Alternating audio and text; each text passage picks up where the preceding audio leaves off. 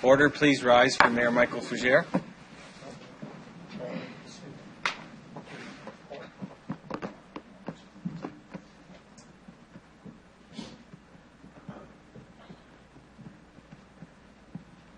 Please be seated.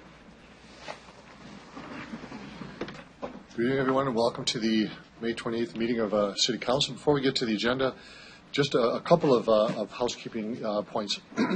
Firstly, we've been told by SAS Power that we may have a power outage here at 9:30. Not sure how long that's going to be, so if the lights go out, you know that's the reason why, about 9:30, and we don't know how long it's going to be for, but we'll display that as it goes along. Secondly, much more importantly, I think, is the Memorial Cup tournament that just finished yesterday. I think City Council will find another way to formally thank the Regina Pats and the organizing committee for the great tournament that we had over the last week. But I just want to say on behalf of the City Council and all Regina residents, it was a fantastic tournament. I think we all would like to see the Pats be the champions, but it was a great game yesterday. They played a wonderful tournament, a great attendance.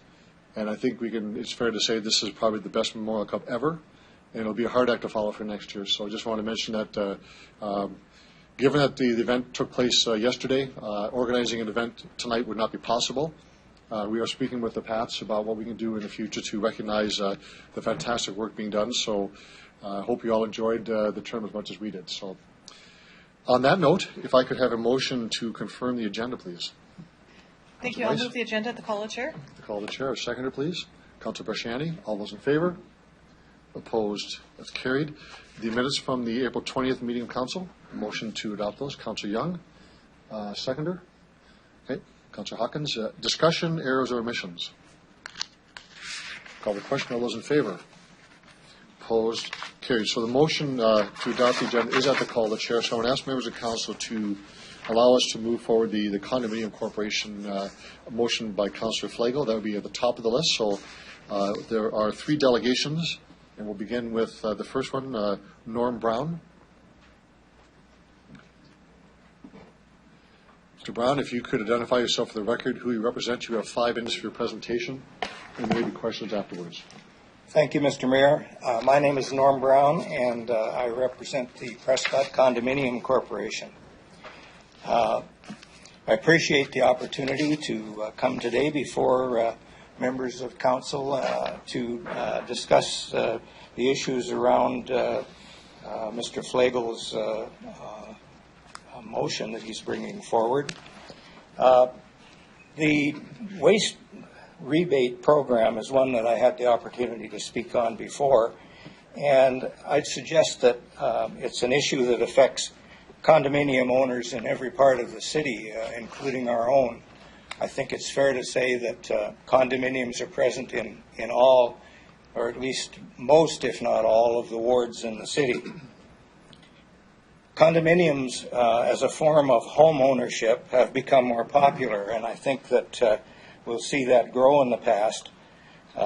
Condo owners pay taxes currently at the same rate as other homeowners.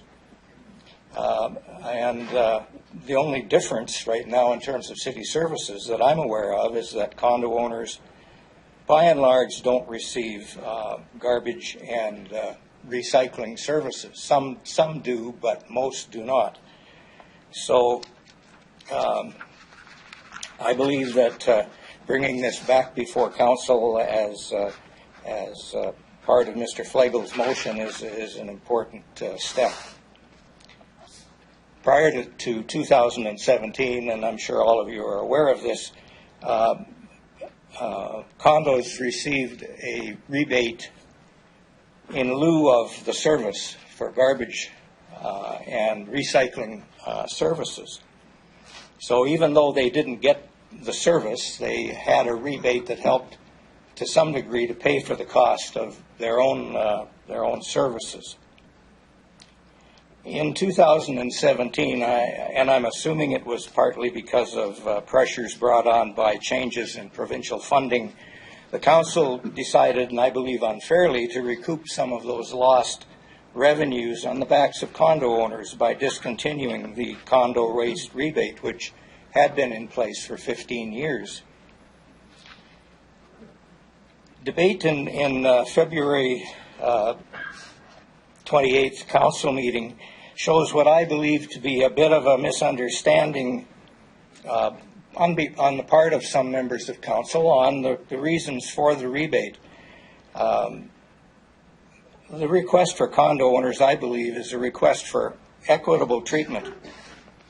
And contrary to what was suggested on that occasion, we're not saying that we want to pick from a basket of services. We don't want this or this or this. We want the same services that other homeowners in the city are receiving, no more, no less. During the same debate, it was suggested that services were like fire department services, and I won't get into that in any detail, but we all know that if you call for a fire truck, it usually shows up. If you live in a condo and phone for a garbage pickup truck, it does not. Not only is the loss of rebate a blow to what I call a fair taxation, the impact of this falls on many senior citizens who are probably in a majority in terms of ownership in condos, certainly not exclusive, but many of them are choosing for this as a form of home ownership and find themselves in a fixed income situation, and any increase in taxation or lack of services will impact them to a greater degree than other parts of the home owning segment. Mr. Brown, you have about a minute to go in your presentation. Thank you. So I know we realize that there's competing priorities for tax dollars. I looked in the budget presentation and in the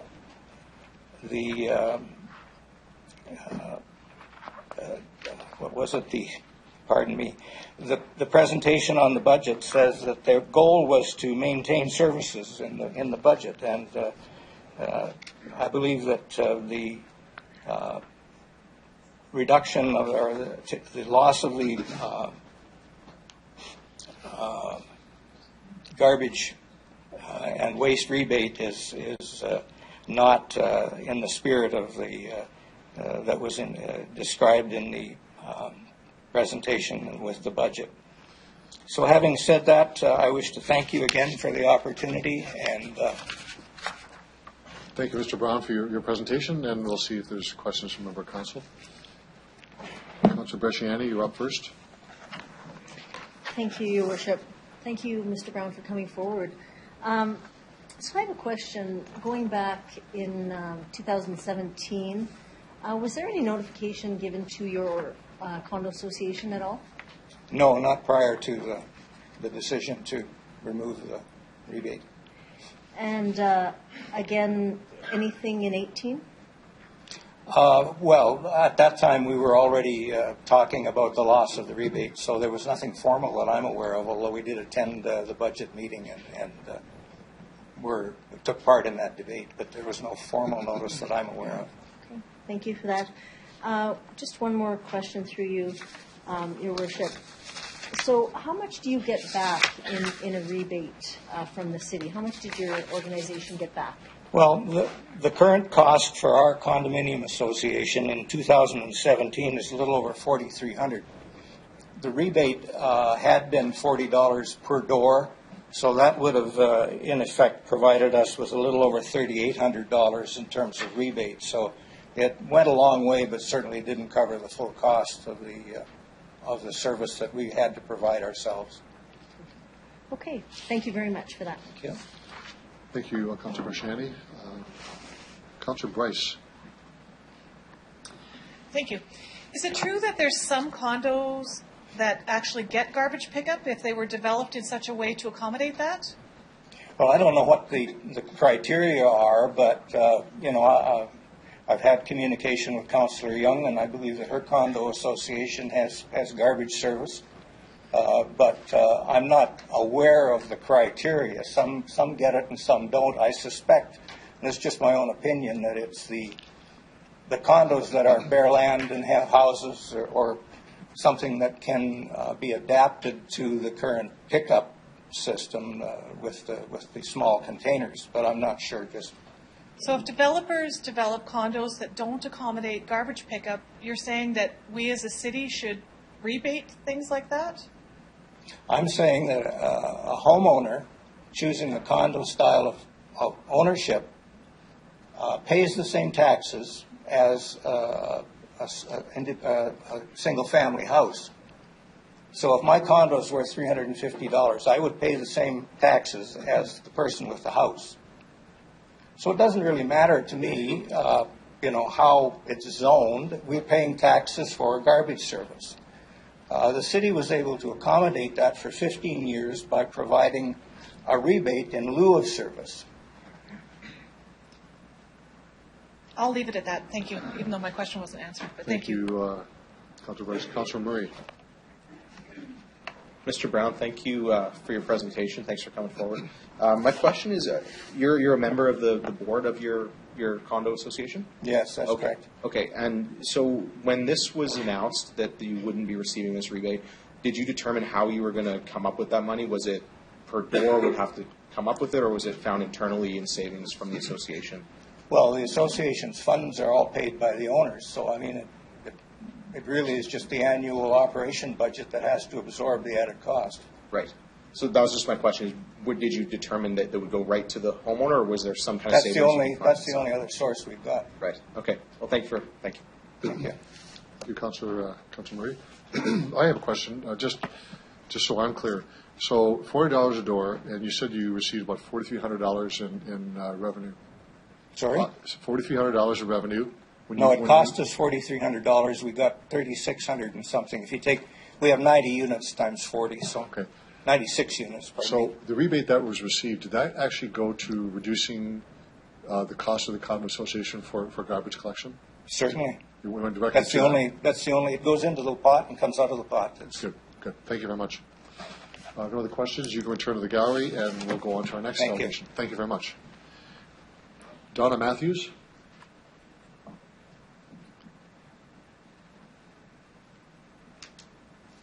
Good evening, Mr. Matthews. If you could identify yourself, who you represent. You as well have 5 minutes for your presentation as well. Thank you. Your Worship, Council, my name is Donna Matthews. I am the President of the Canadian Condominium Association South Saskatchewan chapter. We did receive no consultation in the budget deliberation as promised in 2002. Therefore, the notice of motion for this meeting was welcomed to allow us to provide some input into possible solutions. We specifically want to address the condos that do not receive city waste pickup. The garbage rebate was bargained in good faith back in 2002 as a partial solution to tax inequality. And now condo owners are being asked to contribute more than the ordinary household to the shortfall that the city has experienced. Many homeowners were not aware that condos are taxed the same as single-family residences. Although most condo owners do not own the land, they do not get all the same services. Property valuation, we know, is a provincial decision, which a municipality can adjust to make the property assessment at least fair. That's what we're looking for, equality between types of residences in Regina. We recognize the challenges that the city faces with transfer payments being cut and escalating costs.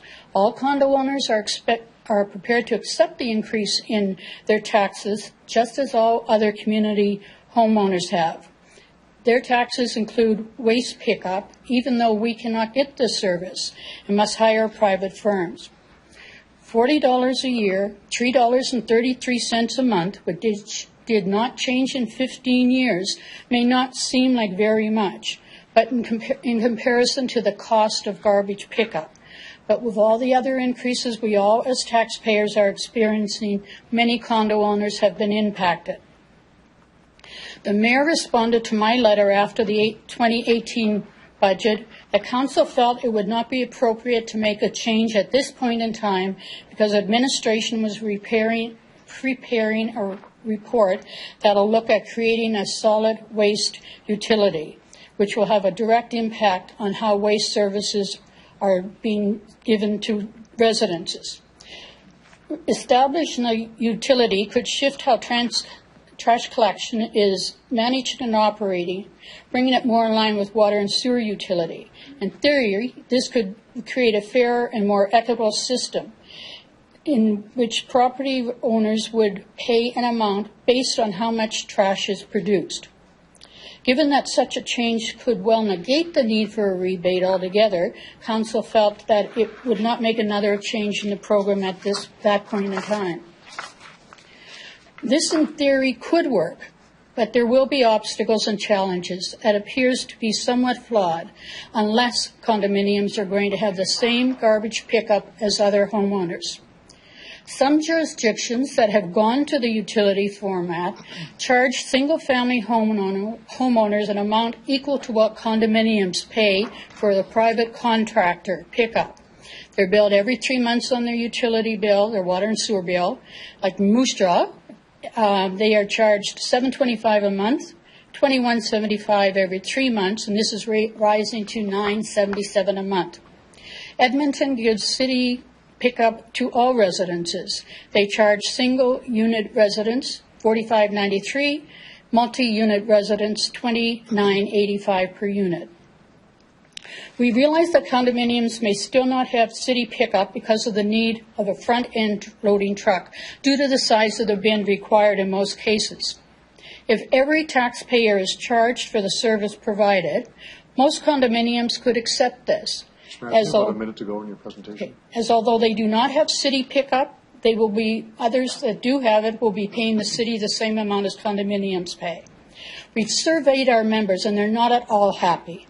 They recognize the unfairness in the decision by the current City Council. We're all prepared to do our part. We might not agree with it, but we don't expect to pay more just because we live in condos. We've stated consistently, we don't want special treatment, we want fair treatment, just as every taxpayer desires. Hopefully there will be an opportunity to discuss some options to return some equality in taxation for condominiums. Over 6,000 condominium owners, thank you for this opportunity.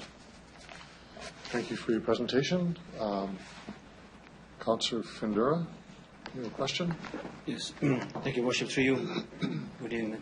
I got a quick question on you. Have in your submission saying there was a negotiation on the rebate. So when you talk about rebate bargaining, so what kind of bargaining was going on? Were you bargaining with the developer? Were you bargaining with the city? In 2002, there was negotiations with the City of Regina and with many members of CCI, Canadian Condominium Institute, who were on the board at that time.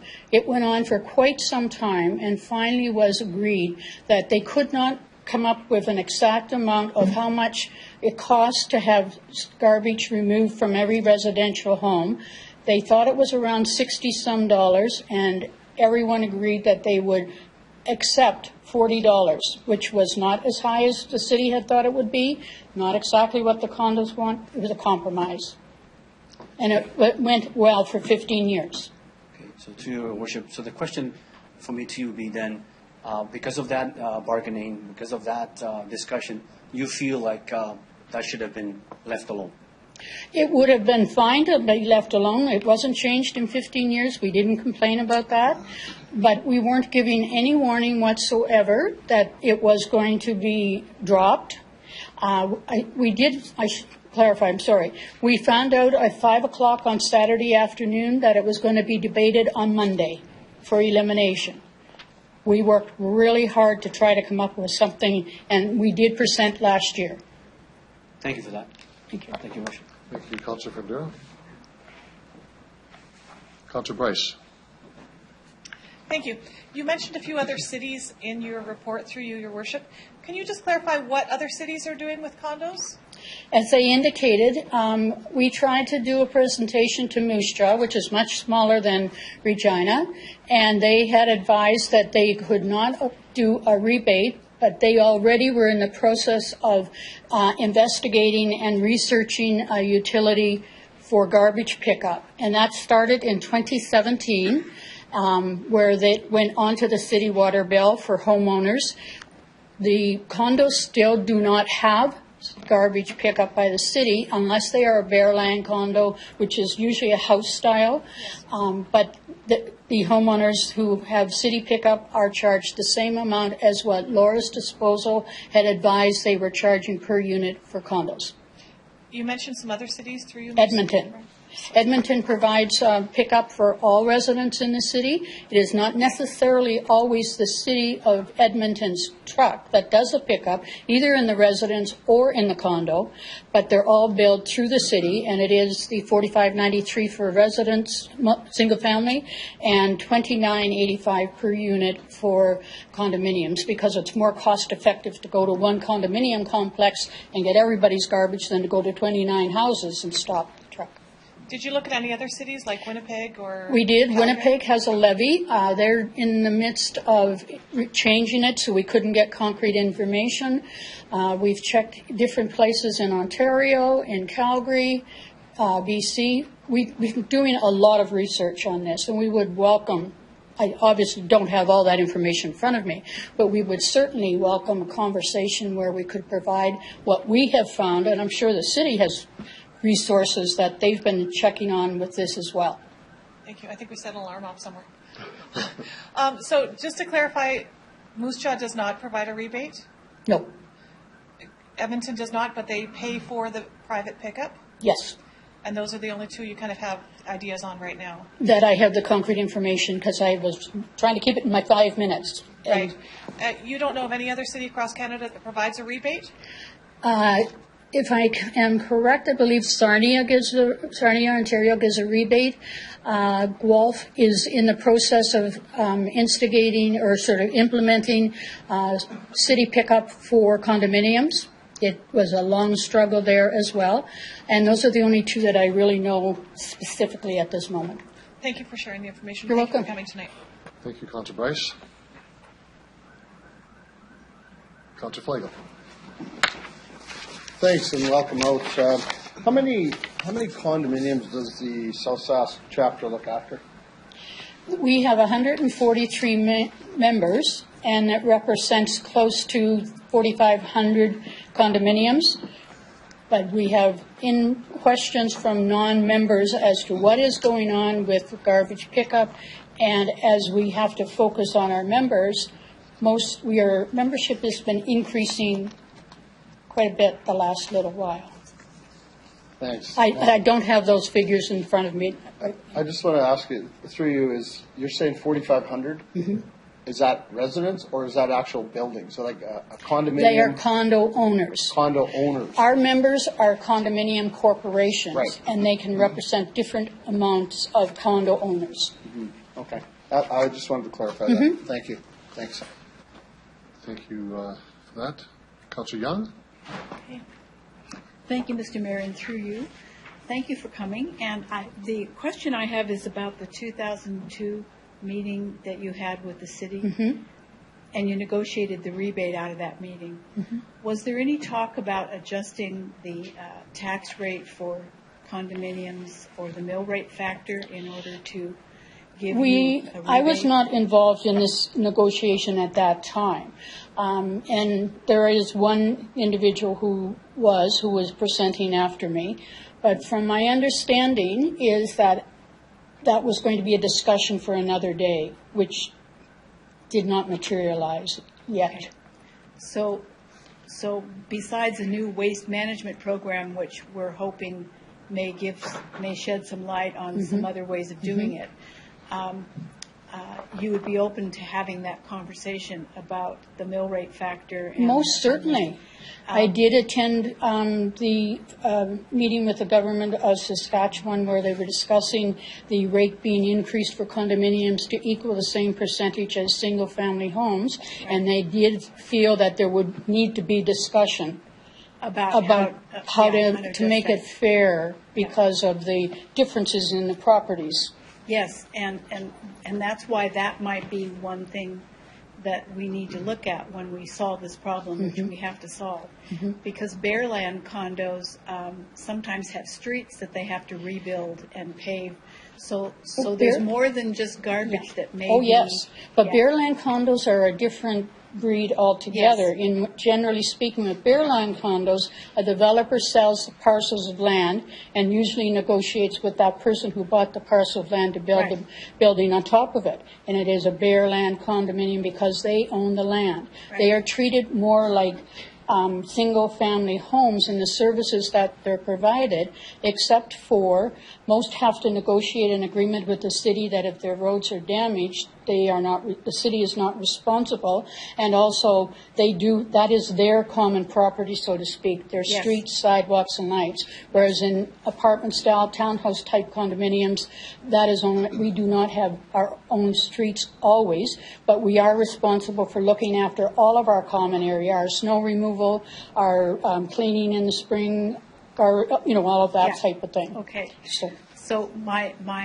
question to you then is that there are many different types of condos, and if we come up with a solution, do we need to be looking at more than just waste? there's only two types of condominiums in Saskatchewan. What is called a regular condominium, Right. where it can be a townhouse-style apartment yeah. or bare lands. So Right. there's only the two types. Okay. And that's, even as in our organization, we've had struggles and challenges trying to get information that pertains to bare land condos that is particular to their issues and not to everybody else's. So it is not easy. There are many challenges, and there's much discussion, and there's not any one easy fix. It's something that no one ever stopped to consider, other than that it might be a good way for a lot of people to get into home ownership or to downsize, but not all of these complications about how Right. taxation and other issues are handled. Right. Thank you. You're welcome.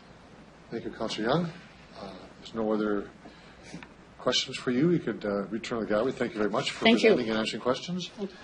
Our last delegation is Ambrose Bresheny. If you please come forward.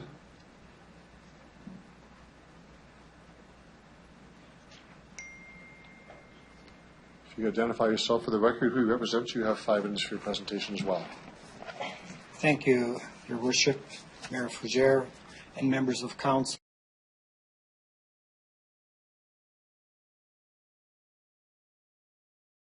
It's a condominium corporation of 140 units, 139 units.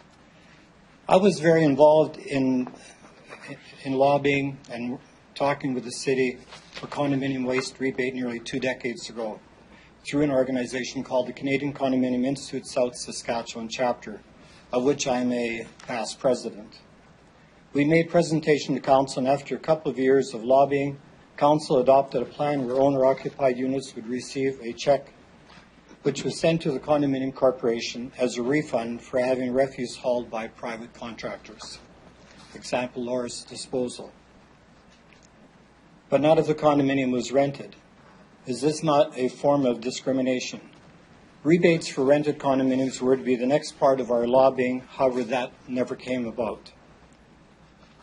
Since this topic is up for discussion again, I propose that this should be addressed as well, that is, reinstate the condominium waste rebate as it has been for the past close to, I have 20 years, but in fact it's more like 16, because we started talking to the city around the year 2000, and by 2002 it was then implemented.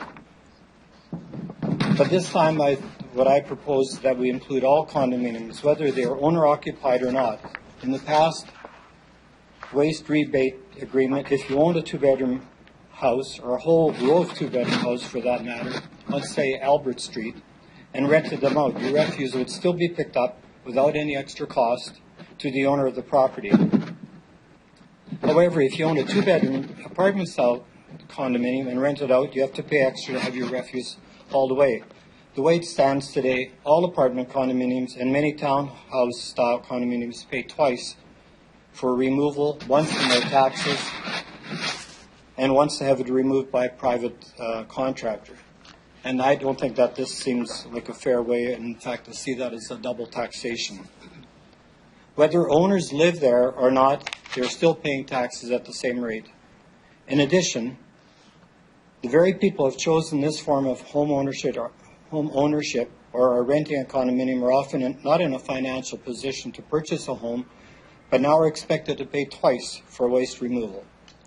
As far as the rental units, some people may argue that the landlord pays for this service, but as everyone knows, all costs borne by a landlord are passed through to the end user, which is the person that's occupying this home. So I've kept it really short because I've already talked a lot about it 2 decades ago. So anyway, thank you very much for hearing us on this. Thank you very much for your presentation. We do have some questions. We'll start with Councillor Bresciani. Thank you, Mr. Eshni, for coming forward. Through your worship. So I just want to ask, going back to 2002 when the negotiations it was started, just share with us the work that it took to get there. We originally met not in this chamber, but on I think it's the 14th or 15th floor with the executive of the city and members of council. I think Mayor Fougere was there, but not as the mayor at the time, and Fiacco and so on. But the discussion was basically the same thing as the last 2 presentations and part of mine. And it was during these discussions, along with, I think the city manager was in at these meetings as well, and it was following that we later heard through your own discussions that it was going to be passed, and thought that it was a fair, equitable way of treating condominium owners. Thank you for that. So it was deemed back then in 2002 that there was some kind of a rebate that was necessary because of the fact that the garbage was not being picked up and you were not seeing a reduction in your taxes. Is that accurate? That is a fair comment, because what's happening is we are paying, as has been previously mentioned, the taxation on $100,000 or $500,000 or $1 million home. It's just the only discussion that I see is that it's a form of ownership, that you're taxing one form of ownership different from another in homes. So whether you're living in something that's stacked up or something that's spread out or has its own title on the property versus one they all have their own title, but ones that are put into a group. And that's really the only difference. It's simply a form of ownership. Yeah. Good. Well, thank you for that, and thank you for the work that you did Thank you. years ago and coming back. Councillor Bresciani, Councillor Flagel. Thanks. Welcome back.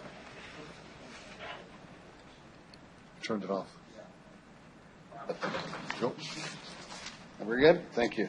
Welcome back. It's good to see you. Back in 2000, I'm going to pick your brain a little bit, but going back in 2003, Mr. Mayor, were there discussions ever about escalating the rebate to going from 40 to 50 to 60 ever at that point after 5 or 10 years? No, the discussion on our part wasn't that. We were wanting to open up the door to show the fairness or the unfairness that was being received by condominium owners on behalf of the Canadian Condominium Institute. I would have just simply thought it would have been an administrative thing that the city would have dealt with if taxes go up by 3%. That would have just simply been part. I didn't realize it would stagnate all these years. In fact, I've not really followed it. Yeah, right. Thank you. Now, the people owners that are renting, what was the discussion as to why they didn't get the rebate as opposed to owner occupied? From what I recall, that's it's sort of the same. I think some of the same issues that council is faced with today. They can't really afford to give more breaks to condominiums, to condominium owners, and so that they simply selected the lesser portion, those that were owner occupied and not rented. Yeah. As of 2003, Mr. Mayor, as of 2015-16, the $40 was adequate. You guys felt it was sufficient. Is that a true statement? No, I would not. I would say not. I think what is fair and what would be considered fair would be is that we are treated exactly the same as a single family. So if it escalates by $1 or $2, we should get the same treatment. Yeah. We heard a number from Mr. Brown that the cost difference was about $400 that the condo association had to pay over and above to pay the private pickup.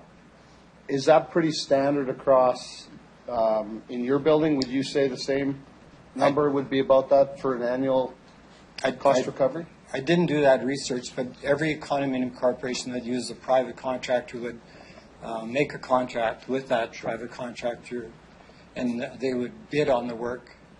But I would suggest, not knowing for sure, but I would suggest that the story would be the same. Right.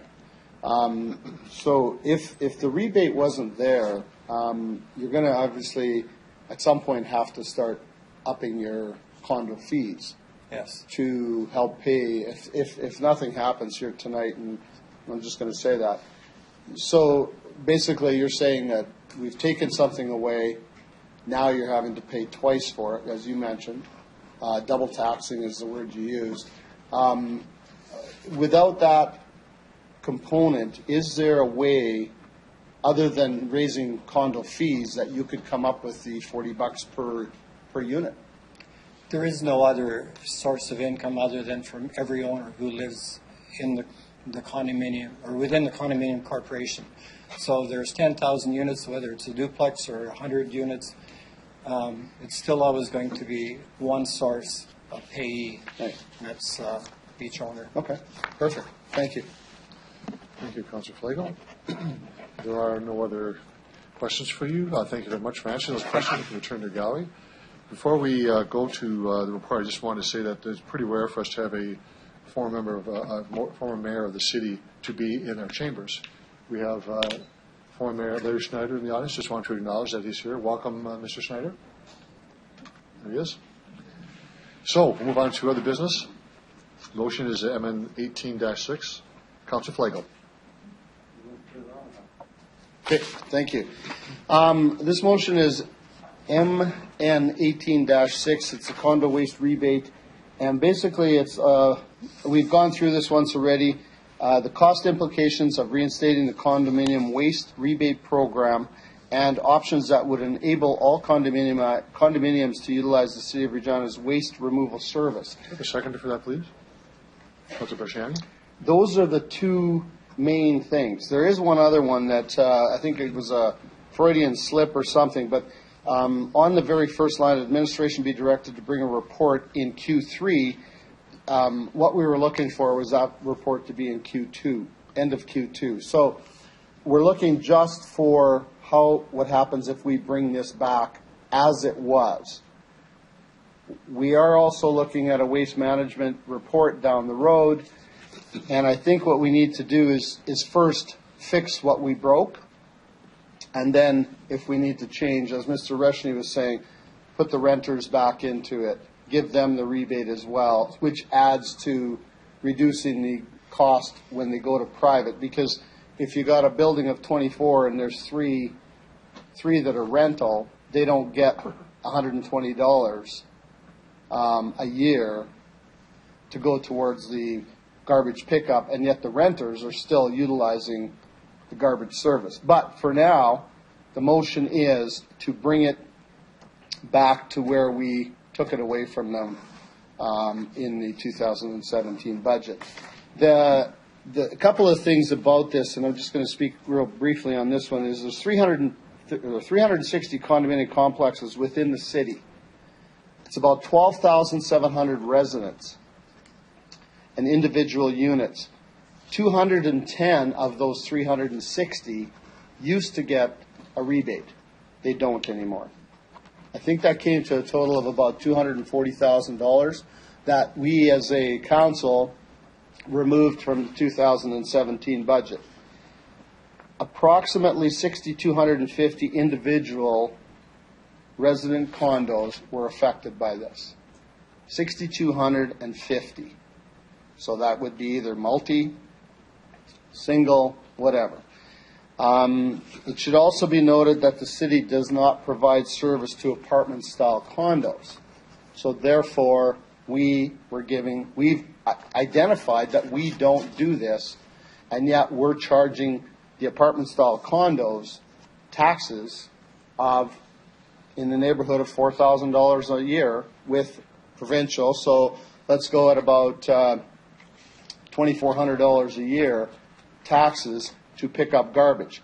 Now, don't get this confused with condominiums have their own piece of land. So anything inside the city sidewalks, sewer, grass, snow removal, maintenance, is all covered by the condominium fees, and that's what they pay for. It's no different than any one of us having our own yard. We have to cut our own grass. We have to water. We have to shovel.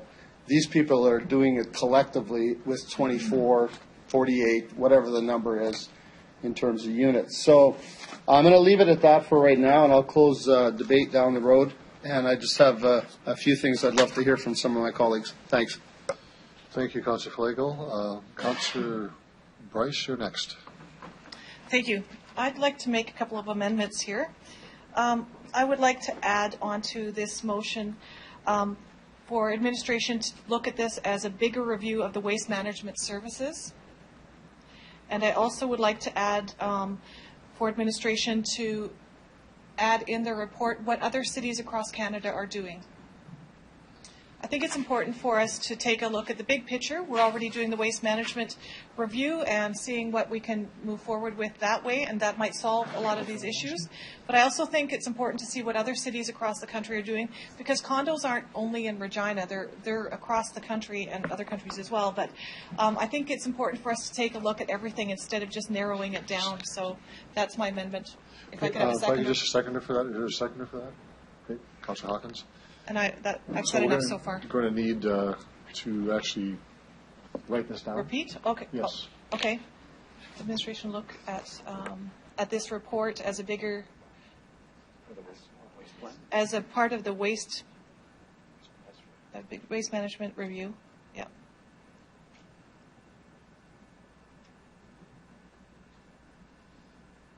And that administration also have in the report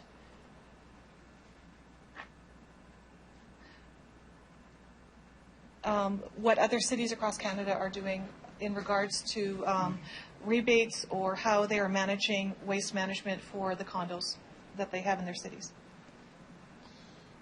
And just, it doesn't have to, similar size cities I think would be appropriate. We don't want a report on every city in Canada, of course. Councillor Bryce, just for clarity and procedure, are you looking to refer this back to the administration?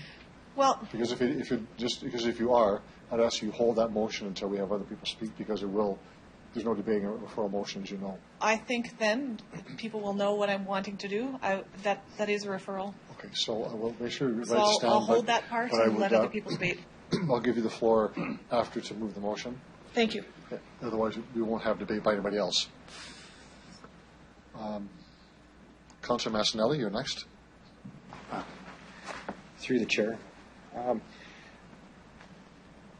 To the motion. With your waste management review, would this not all be part of the process of the waste management review to start with? All the way from cost implications down to the amendment just made? Ms. Gizmo? Through your worship, administration is bringing a report to council on the policy that would guide how waste management services are charged for. And so I would say, yes, this is part of that conversation. And when's that due to council? When are we going to see results from that?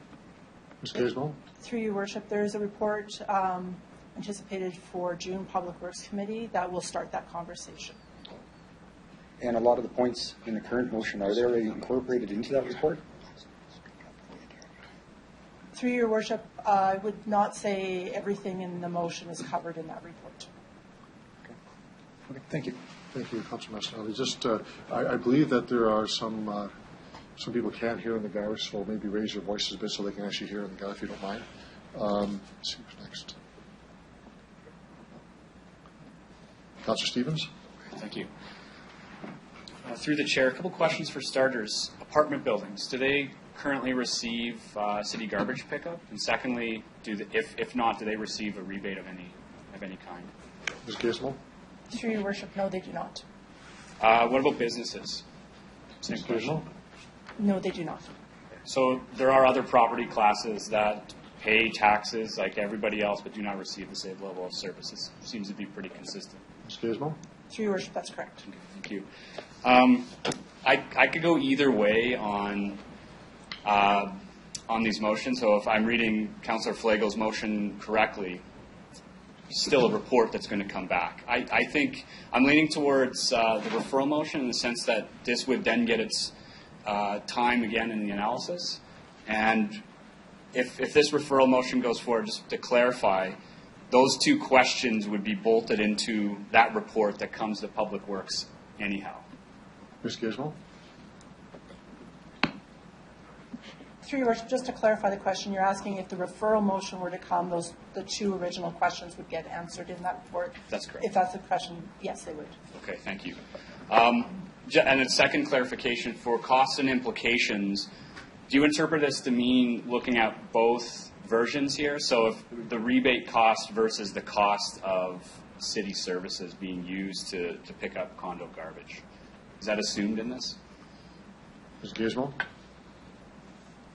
Through your worship, I don't know if I could say, I think our research would have to lead to what the recommendations or what the full scope of what would be looked at. Certainly as a motion, or refer motion alludes to, is that other jurisdictions would be looked at and we'd evaluate what those options entailed. Okay, thank you. One final question. This might be putting the cart before the horse since we're looking at how to deal with this. Options that would enable all condominiums to utilize the City of Regina waste removal services. Any indication if technology has changed since this deal was first brokered that would allow for a technical fix to the solution? Through your worship, we've been approached a number of times in different situations to look at different condo situations and whether services could be provided.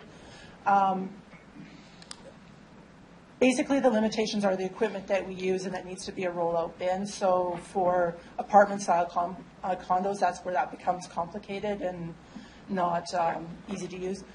Secondly, condominium associations that have internal roads to their properties need to sign a waiver that indemnifies us from liability on the roads within those properties, which is sometimes an obstacle as well. Great, thank you. So. Thank you, Councillor Stevens. Councillor Young. Through you, Mr. Mayor, I don't think I heard the answer to Councillor Mancinelli's question of when will the waste management program come forward for council to debate or for Public Works? Ms. Gizmo? Through your worship, we're bringing a funding policy review to Public Works in June, is the intent. That would be start of a conversation on how waste services could be charged or could be, how they could be funded. And that would be a start of a conversation on funding waste services. Okay. And as part of that process, would the city be sitting down with the Canadian Condominium Corporation South Saskatchewan to go over the detail of that when it becomes public, or was that part of the plan at all? Ms. Gizmo? Through you, Your Worship, the intent of the works so far wouldn't lead to the conversation specifically with the condominium associations. It might lead there in future conversations. So once it gets to Public Works, that's a public meeting, and people can come and listen and give us their input at that meeting, correct? Through Your Worship, that's correct. Okay. And then if it passes that meeting without being referred back, then it comes to council. And again, that's a public meeting. Yes. Through Your Worship, if the committee refers it to council, yes. Okay. We don't know yet whether the waste management program will solve the problem. So I don't think I'll add anything to that motion, but I certainly would like to see the same kind of meeting that took place in 2002 happen again, so that we're sure that we have everyone on board. But I won't make that part of this motion at this time, but I may bring it forward in the future. Thank you, Councillor Young. of Councillor Hawkins. Thank you very much, Your Worship. There are two important things to consider. The first has been mentioned, and that is that there is a report coming forward on waste disposal, which will cover a number of issues that have been raised here, and certainly which will have an impact on how the city in general handles the broader picture of waste disposal. The second thing is this motion is quintessentially a budget matter. This involves how the city collects money and how it spends money. And for that reason, I think that this kind of motion shouldn't be considered separately from the budget process. So, for example, in the budget process, we have to decide, usually make uncomfortable decisions about where we want to grant grants, where we want to spend money, where our priorities are. And if we start to consider requests in a one-off fashion in meetings like this, we'll distort the budget process. To put it another way, when we're dealing with taxpayers' money, we need to see the whole of the broader picture so that we can understand where our priorities lie. For those two reasons, first of all, because I think we need to see the waste disposal report. I think it contains critical information. And secondly, because I think this is part of the budget process, I would favor a motion to refer this matter to the budget process. I'll just say this, that's not very far away. The waste report is imminent. The new budget process for the next year is probably underway in the administration now, but will certainly be vigorously underway immediately after the summer. So the proper place to consider these issues, I believe, is in the budget process. And in that process, there'll be full opportunity for consultation, in addition to the consultations that Councillor Young has mentioned, full opportunity for public input into the way in which we spend and allocate taxpayers' money. So for those reasons, I'd favor this matter going by referral to the budget process. Thank you, Councillor Hawkins. Councillor Murray.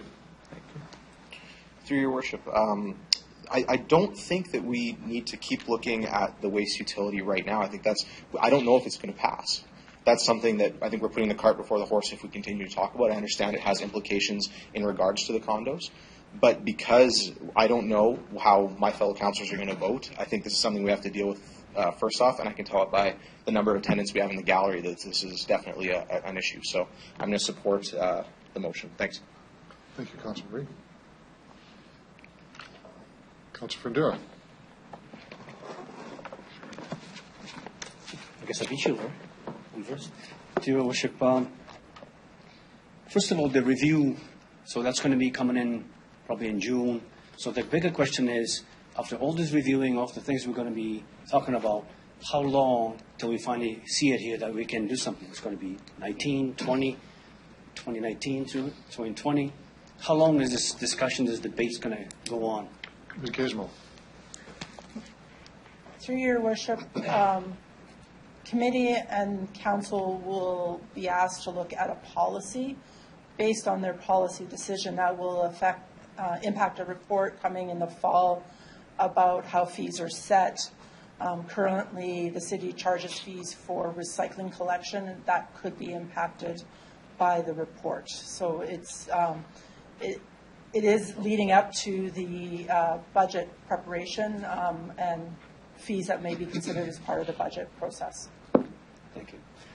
To your worship, my feelings are to reinstate the rebate and then discuss it, and then debate goes on.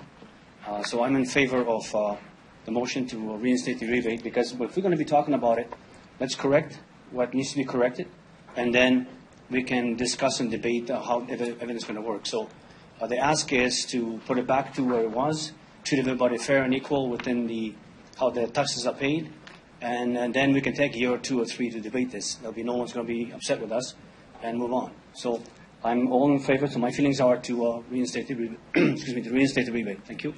Thank you, Councillor Fundura. Councillor Bresciani. Thank you, Your Worship. First of all, I'd like to start by saying this is one of the questions that we had at council and the decisions that we made, that after it was made, I still felt in my heart that this was very wrong. And the reason I say that is because, I mean, even when it came from administration to cut the rebate, the question I ask is, did we cut any other contracts with other organizations at budget time? And that's the question I ask. We made a commitment to these condo owners back in 2002. And just to come in 17 and 18 and say, well, we've got a utility model coming now, you know what, we're going to cut it now until it comes. But I agree with Councillor Murray that this utility model is going to come. I may not agree with it. My residents may say, Lori, this is not what we want. So there is more work to be done. And I would hope that a piece of that puzzle is going to be engagement with our residents and out into the community. Not everybody can come to a meeting here in the gallery. So I want to talk about, first of all, that. But the second thing that I think what we have to do is I've researched some of the other rebates in the city, in other cities. They've given seniors rebates because they're seniors on their property tax. They've done other things. So when we've got a majority, and you can see here, of seniors that are living on a pension or, some check to check, here we've got people that are struggling. And I think this is what we heard. And I brought all the letters. We heard loud and clear from our many, many condo owners. This is just a few. And we all heard loud and clear that this was something that was unfair. So I guess I'm going to ask administration one question as to how did we even decide to cut the rebate? Like, why was that one of the ones that was chosen? I'm not sure that they can answer the question. That was a decision of council. Council made the decision. They recommended. Sorry, a recommendation. Sorry, in fairness, council made the decision, though, so I think we should leave it at that. Well, I guess the question I ask is that, sure, thank you, Your Worship. I think we'll leave it at that. Yeah. I guess the last point I'd like to make, though, is that when things are coming forward to council and we have to make those kinds of decisions, those are the decisions that I would hope our administration would not have to bring to council. These are commitments that we have made.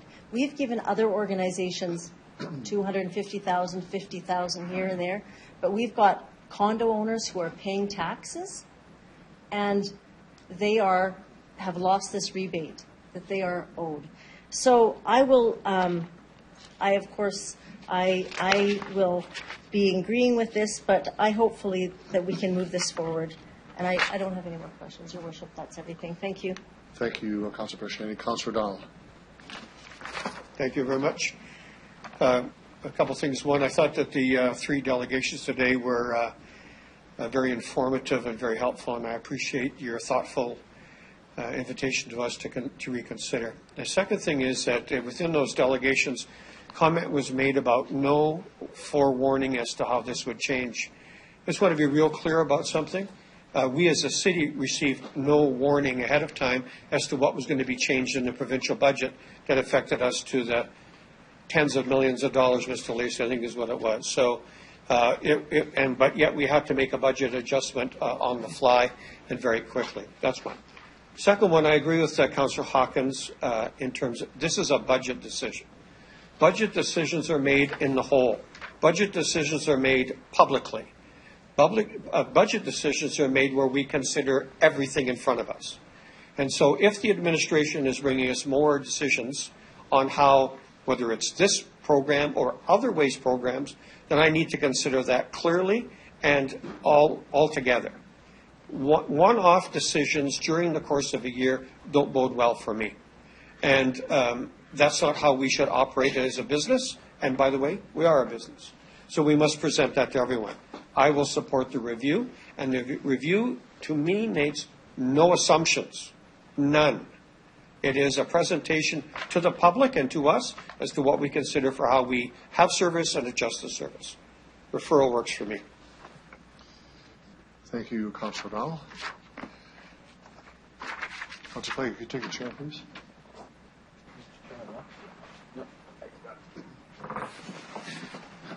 Mr. Mayor, go ahead. Mr. Deputy Mayor, thank you very much. I want to thank the delegations as well for the respectful presentations, very clear and very decisive.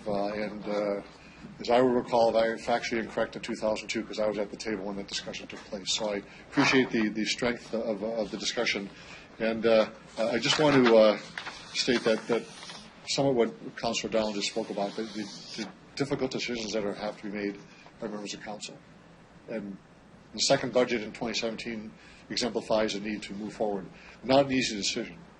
But the decision to remove the rebate is not the decision of the administration. Council made that decision.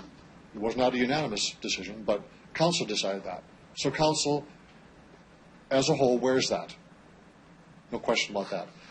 But I would say the outpouring of the views of condominium owners has been incredible. In my office, the phone calls, the letters, the emails have been massive. And the intent of the note that I mentioned, and it was referenced in the second delegation, was to talk about we are doing a review of waste management services. Not that we're going to have a utility. That's another issue to be decided. I'm not sure I agree with that at all. But I am saying we're looking at how we're going to reorganize and organize ourselves with more recycling, a different kind of way of doing garbage collection, and how it would affect condominiums. I favor restoring that rebate, but in a way that is sustainable and clear and fair. I believe that we should have part of the review that talks about waste management services first. This is a one-off. Doesn't mean I disagree with it, with not doing it. I do, but I want it done properly. So I would support a referral motion in as much as it guarantees we will review the services provided or not provided to condominium owners for garbage collection as part of the overall review. To me, that makes more sense. It's more logical. It gives us a more comprehensive decision and a rationale as to why we will or will not do something. So to do a one-off now, the report speaks of, the motion speaks of the implications of reinstating it. Doesn't say when, but the options to enable all condominium owners to utilize waste management services. We'll just conduct that work, and it may be out of sync with the review being done on waste management services. So it's extra work that may not go anywhere. The overall review that Ms. Gazemore and her staff are doing will lead us down that path to that decision. I think it's pretty clear that council is looking at, not everyone, how do we fit this into the overall updated version of waste management services for the city. And I'm hoping and I'm quite confident that will be the case, that we'll have a decision before the end of the year. Our budget process, as Councillor Hodgson spoke about, is starting now. We'll be getting that very much going in the fall, which is when we would have this result in any case. So we have different streams coming together in late summer and in the fall, so we'll have our answer by then. But I want to do it fair and reasonable. This is a budget decision. It should follow the budget process as well. So I will support the referral motion.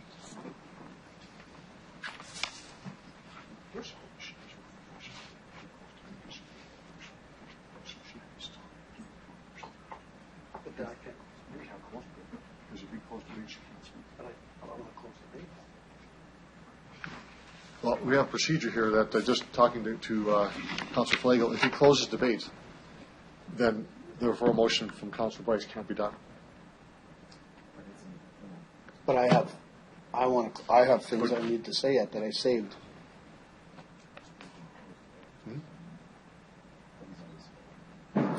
We've already spoken. This is the rules, Councillor Flagel. The rules are I get to close debate. The rules are on a referral motion, if it's brought before the end of the debate, that's the end of the debate. That's the rule. Oh, that is the rule. So what I will allow to happen, though, is I will give the floor to Councillor Bryce, and you can close debate. But you can't amend the motion. You can speak, because once it's referred, you're not allowed to speak twice. I should correct you. You can't speak twice on a motion. You can't. That's superseded by a referral motion that stops debate.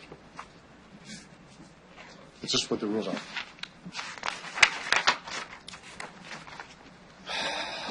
Councillor Bryce, you have the floor. And you go right to your motion. Okay?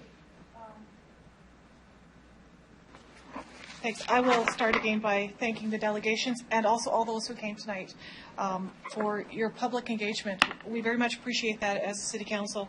So I will move the motion that's up on the screen, but I'd also like to add something. I think Councillor Hawkins was the one to second it originally. Councillor Hawkins seconded it, yes. And I'd also like to add another part to it, that administration engage the Canadian Condo Institute of Canada and other interested parties as part of the public input. Do you need that?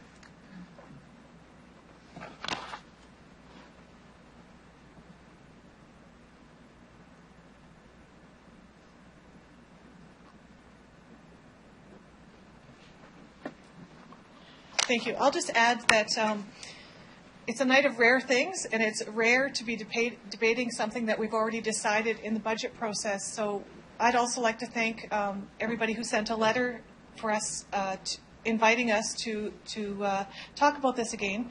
I do think it's important to get all the information together before we make a final decision on this, and hence my referral motion. Thank you. Thank you. So we'll make sure we get this down.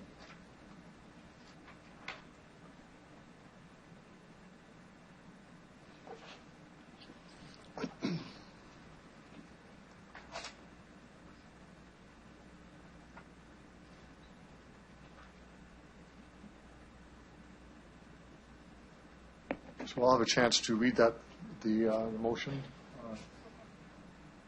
It's a referral motion. Yeah.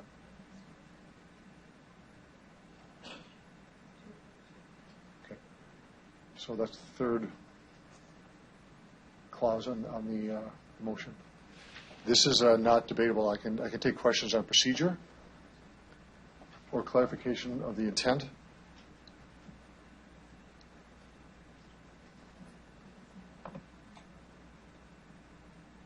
Councillor Hawkins? Should the motion say somewhere in the motion that it is a referral motion?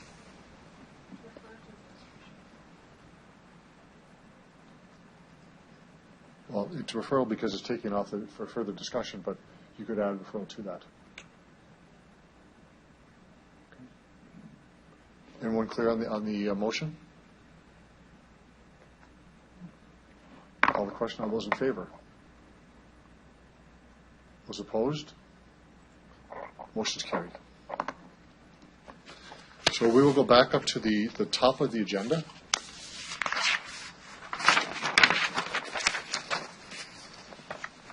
To Delegation D18-34, David Kalnuk. If you could identify yourself for the record, who you represent. You have 5 minutes for your presentation, and members of council may have questions afterwards.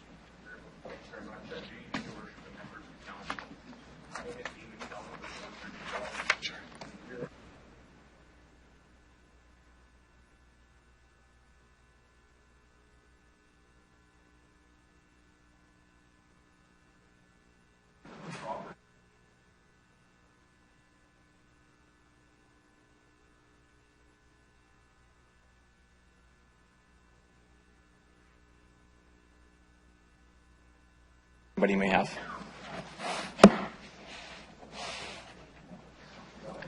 Thanks. I'm going to pause for a minute, if you don't mind. Just let the people leave. Yes, please.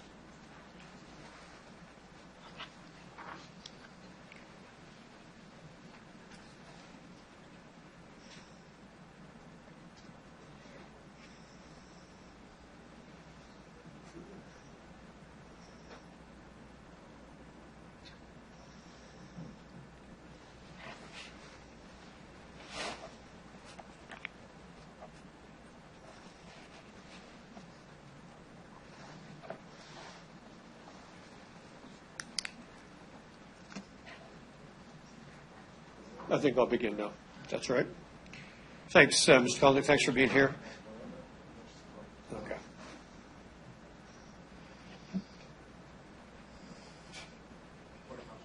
Thanks. Evening, Mr. Kalnick.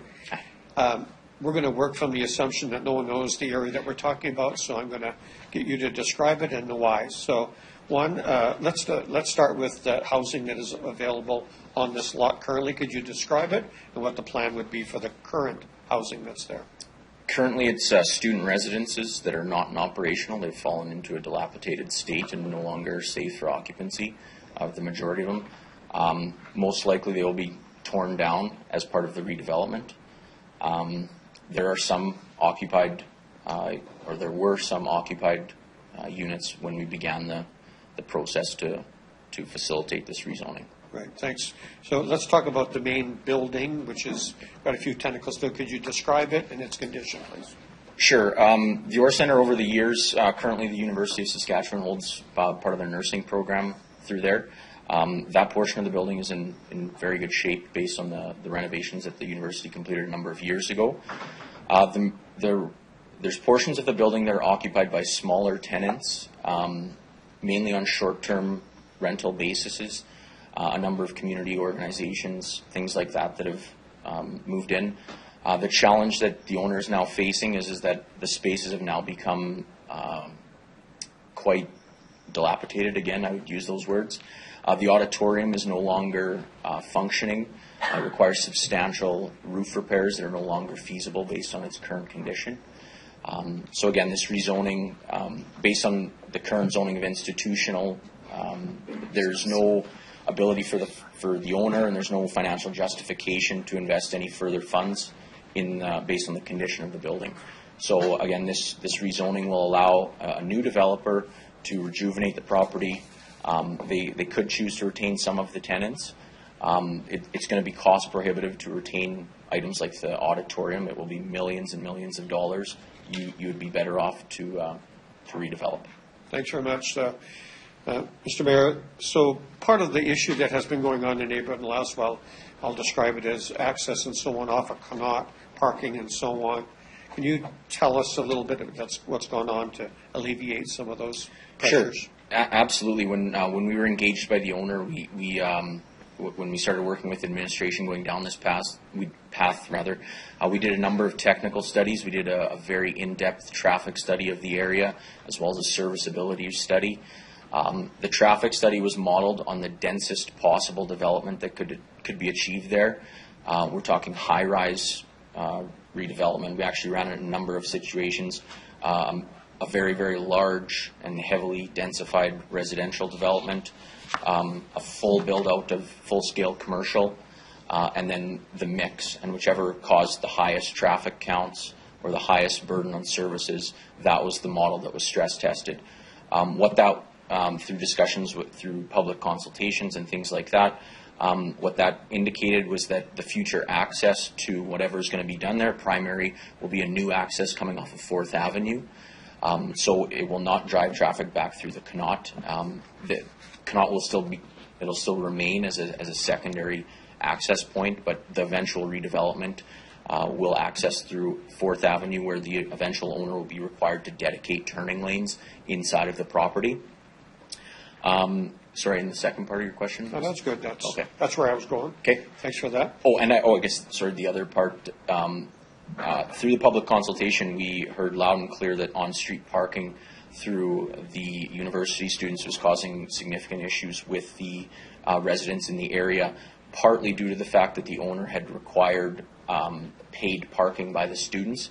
So immediately after that public consultation, the owner agreed to remove the meters from the on-site or within his property and allow the students to park at no charge on there, with the intent that it would relieve some of the off-street parking congestion for the local residents. And that seems to be working, am I correct? It's our understanding that it is. I'm sure there's different people may have different thoughts, but the owner has made a concerted effort to listen to the concerns of the residents. Absolutely. Thanks, Mr. Mayor. So what's before us right now is a rezoning, but there's some catches to that as well. So one, is there a plan right now for what this redevelopment would look like? Is there a plan that will come tomorrow if we pass this? No. Again, the purpose of what this rezoning is going to do, and to be clear, it's a DSC with a holding overlay. So what the overlay is going to require is the eventual purchaser of this property or the developer will need to submit a plan, no different than if they were going through a discretionary use application. So they'll need to, based on their specifics of their plan, confirm that the traffic study is still relevant, confirm that the servicing is there, that there's adequate parking, that the uses are in conformity with the underlying zoning. So there will still be an opportunity for both the residents and council to comment on the eventual plan. But at this point, this is going to become part of a sales package, providing certainty to the eventual buyer that there is an underlying zoning that they will be able to work within, as opposed to what its current state is, which is institutional. Gotcha. Thanks. Thank you, Councillor O'Donnell. Other questions of the delegation? Thank you very much.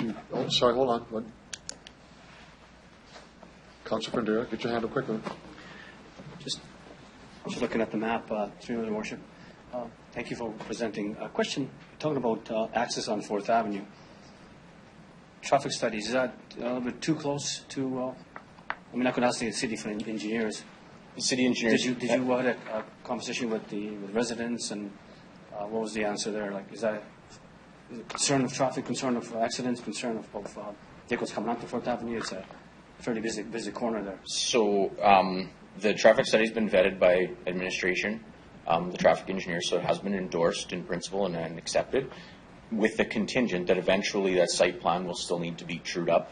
The suggestion is that 4th Avenue would be a logical place to be the primary access. There was a definitive opposition to having primary access, especially if it goes towards more of a commercial development, depending on the uses, to have to reroute the traffic through Connaught, because you'd be directly you'd be in between the two houses, basically, on either side. So it has been vetted, it has been circulated.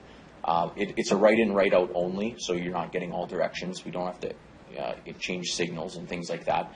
And even at the highest density that could possibly be put on this site, the traffic still functions at the current level that it's at, according to traffic engineers. Okay, thank you. Thank you, Councillor Fandera. No other questions? You can return to the gallery. Thank you very much, and we can look at report 46 or 45, which is the zoning and bylaw amendment and the holding overlay zone for the Orr Centre. Councillor O'Donnell. Thank you. The address is 4400 4th Avenue, corner of Leuven and 4th Avenue. I have a second, and I'll speak to this. Councillor Massanelli. Thanks. As the delegation described, so this is a former Canadian Bible College place that then transformed into Western Christian College. There are a number of buildings, a number of occupants within the building, including daycare center, a couple of offices, obviously the nursing school, and so on. And a few years ago, the building was begun to be repaired. Actually, there was some tore down, but it's not in great shape. That's really the key thing. And so when presented in a public way to the neighborhood basically said, you know what, this is hard for us to get our head around because we don't know what it's going to be. And so there was pushback at that time. And just so you understand, this is the area that I represent. So in part, I ended up talking to a number of residents, but also to the community association. And they basically again said, like, unless we don't know, we're not sure. But I want to give you a little why. Just down the street is a little mall that's been there forever with a redeveloped no frills and a new dentist and so on. It's really a neat little neighborhood place. And then folks in Rosemont are what I would call very loyal. And they really appreciate the fact that there's a grocery store in the neighborhood. We have lots of rental around there, and folks keep coming. So part of the pushback was when you don't know, let's protect what we have. My view, and I don't often at this point in time speak a personal view, is that this is really necessary. This is really something that we need to do. It's got to be cleaned up. The buildings are horrible. We allowed new buildings, new housing right around these existing dilapidated buildings. People are happy in that area, but we have to clean it up. So having the overlay on this, meaning that whatever comes before administration and then planning commission is all part of public engagement. The people of Rosemont will have a say in what goes on here. Of course, ultimately we do too. I have a little background on this piece of property, going back to when I was in high school and used to let the Bible College into O'Neill High School to use the gym. I had the keys for O'Neill, by the way, when I was in grade 10, and could do that. But what happened was, then they built a gym, and they have a massive gym, so it benefited the city a little bit, but they never had the monies to keep it going. Bible College left, Western Christian closed down, and we have a building that's really in disrepair on a very key corner of our city. On the opposite corner, you have a brand new fixed-up school called the Ellen Blakeney that is thriving right now. And we have a major street, Louvain, that brings people up and down our city as a greeting. And then we have this. So I'm very supportive of the notion of redevelopment here, in part because people will have a say as to how this goes. Thanks. Thank you, Councillor O'Donnell. Councillor Young. Thank you, Mr. Mayor. I just want to echo what Councillor O'Donnell has just said, and also to explain to anybody who doesn't know what a holding overlay zone is. It means that the city maintains control of that area. So if there's any design that happens or any subdivision, it would require a comprehensive plan that would come back to the administration and through them to Planning Commission and then to City Council. So there is lots of room for public interaction. Thank you, Councillor Young. Any other comments on this report? I'll call the question. All those in favor? Opposed? Carried. The next report is Heritage Designation application for the Regina Carter's Building. Councillor O'Donnell. Thank you. The address 2220 Dudney Avenue, former Crazy Carly's. May I have a seconder, please? Seconder for that. Councillor Young. Thank you. So the owner of the building has asked for a designation of heritage. I must admit, we had an interesting discussion about heritage and what it means and implications and so on the Planning Commission. And I don't intend on repeating all of that. I think the point here is that we see heritage designation as being useful. There are a number of buildings along Dudney Avenue that fall within the same category, and Planning Commission would like to see concurrence on this one. Please. Discussion on the report. All those in favor? Opposed? That's carried. Next report deals with 1250 Dudney Avenue. Councillor O'Donnell. Thank you. You guys are going a little fast for me here, so just give me a second. 1250 Dudney Avenue is the property. Could I have a seconder, please? Seconder, please. Councillor Flagel. Thanks. So we used to do, and I think we'll do one a little later on, kind of road closures or area closures.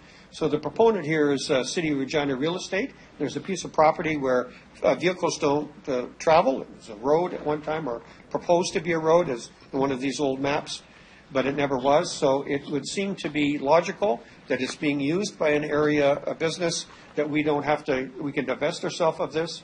In other words, we can sell it, don't have to maintain it, and it really, I don't think will have any impact on anybody in terms of driving or walking or anything. Again, we would seek concurrence. Discussion. Call the question. All those in favor? Opposed? Carried. The last report from Planning Commission in this section is an application for a medium industrial zone at 840 Winnipeg Street. Councillor O'Donnell. Thank you again. If I could have a seconder, please. Councillor Young. Thanks. So the address is, address is 1205 2nd Avenue. And it is an application to rezone from public service zone to a medium industrial.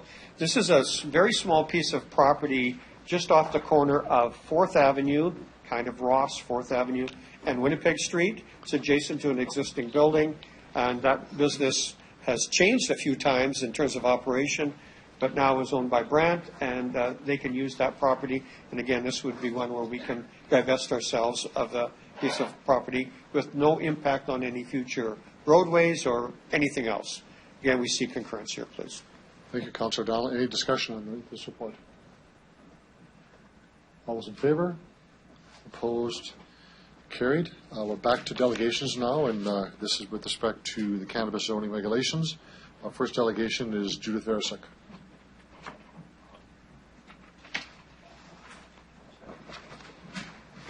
Mr. Secretary, if you could identify yourself, the record who you represent, you have 5 minutes for your presentation, and then the questions afterwards.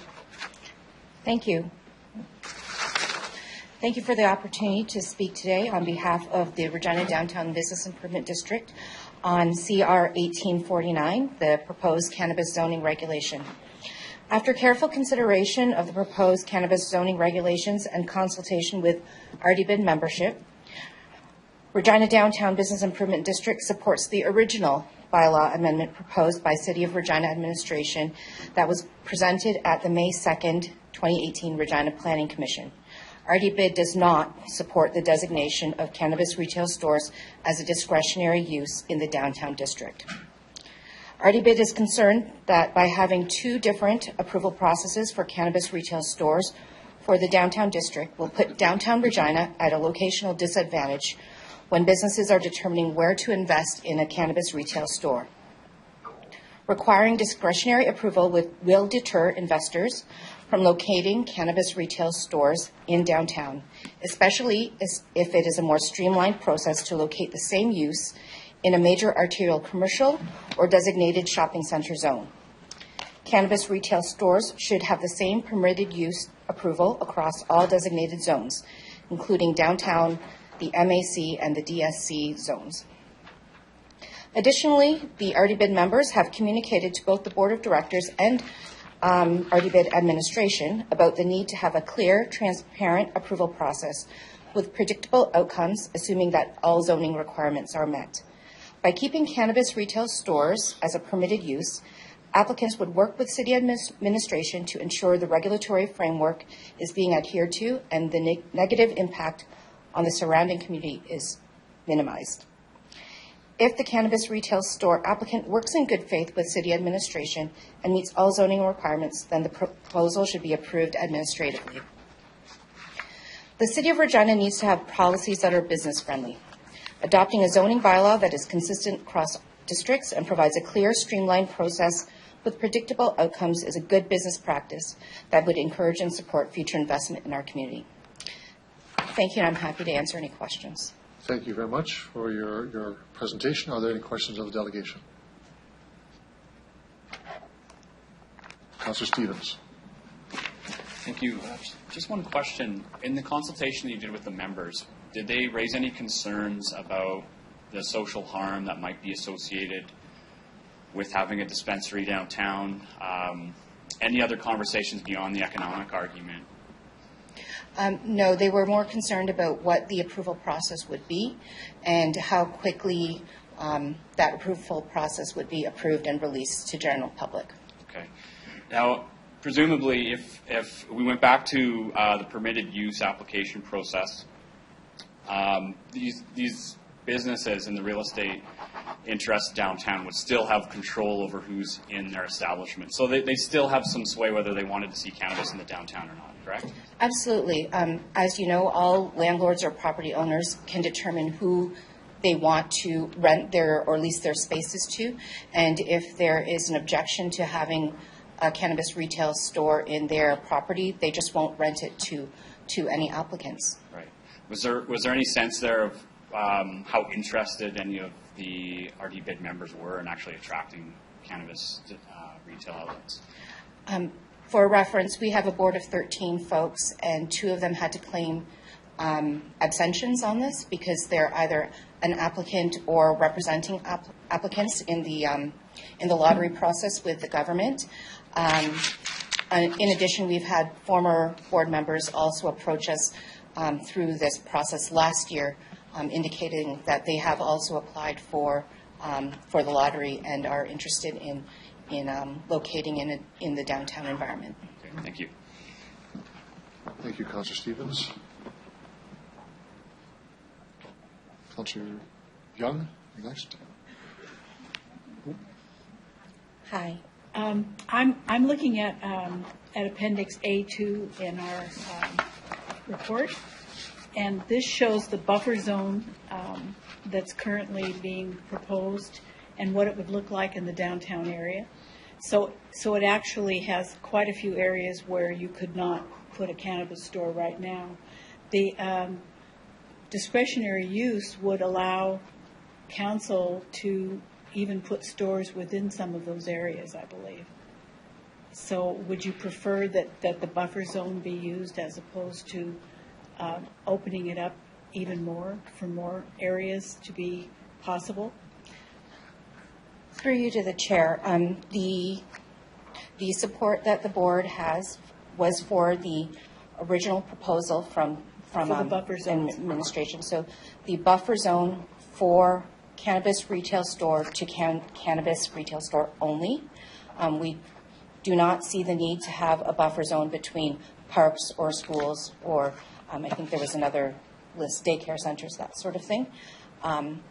But we want to ensure that the cannabis retail store applicants can go through a administrative process, meaning it's a permitted use as opposed to a discretionary use. Which would limit where they can put some of the stores, and that's my point. I just wondered if you were aware of that. Yes, the Okay. limit would be between cannabis retail stores from each other. And that would be the only limit. There are still buffer zones. Could we clarify that with administration? We will when we get to We that will. point, yeah. Okay. Thank you. Thank you, Councillor Young. Councillor Hawkins? Thank you very much, Your Worship. Ms. Versick, you indicate that when you were consulting with your members that they favored a policy that was business-friendly, and I understand that.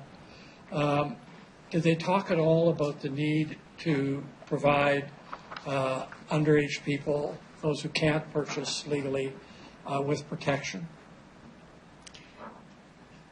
They did not discuss that. However, speaking freely, that is happening already. But they didn't discuss, just so I'm clear, so we're all clear, they didn't discuss the need to protect younger people in the designated areas that the city has set out, schools, or parks, daycare centers, enclosed rinks, that kind of thing. That wasn't a consideration in your discussions with your group? The focus has always been on how this rolls out in downtown. So we did not have conversations about how buffer zones work in areas outside of downtown. Thank you. Thank you, Councillor Hawkins. I see no other members of council asking questions. You can return to the gallery. Thank you very much for answering questions. And our next delegation is Lisa Gibbons. Welcome to City Council. If you could identify yourself for the record, who you represent, you as well have 5 minutes for your presentation. Good evening. My name is Lisa Gibbons, and I am the Executive Director for Regina's Warehouse Business Improvement District. I'm here tonight to speak in support of the cannabis zoning regulation as originally proposed by administration. We would like to address 2 items. One is the extension of the approved use to include warehouse district as a whole, as it's described in the official community plan. And 2, removing the amendment of discretionary use.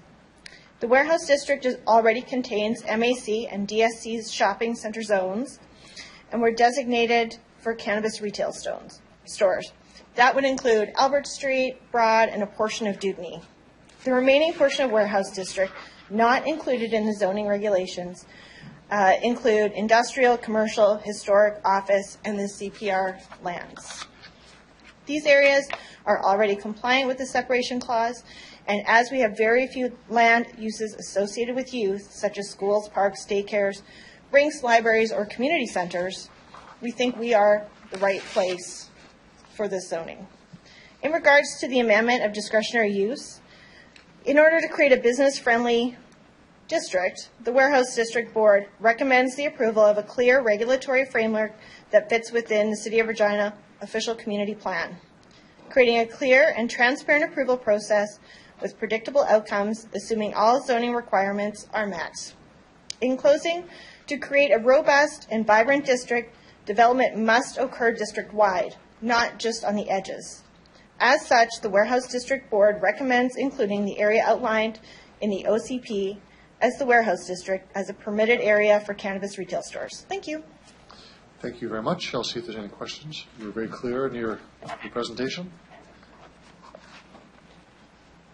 Councillor Hawkins? Thank you, Your Worship. Ms. Gibbons, really the same question that I asked Ms. Versick. When you were surveying a group on this matter. I understand they're concerned that business-friendly approach be adopted. Was there any discussion about the need to protect underage people and create buffer zones from cannabis retail outlets in order to protect them? There was not. We generally do not have any of those associated buffer zones. We don't have any parks. We don't have schools, libraries, that sort of thing.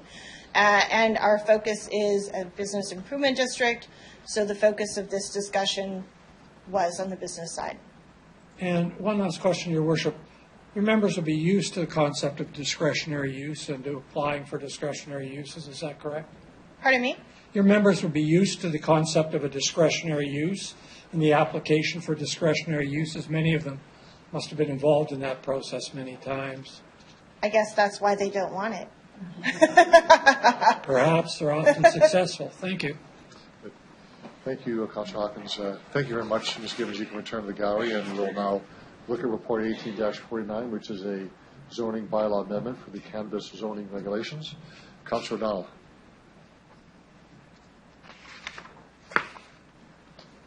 Thank you.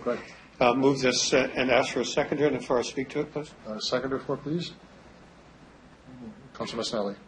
Thanks very much. So earlier, Council endorsed the notion of six sites that we can have in the city for cannabis retail. And really what we were charged with then at the Planning Commission was to look at how to do that.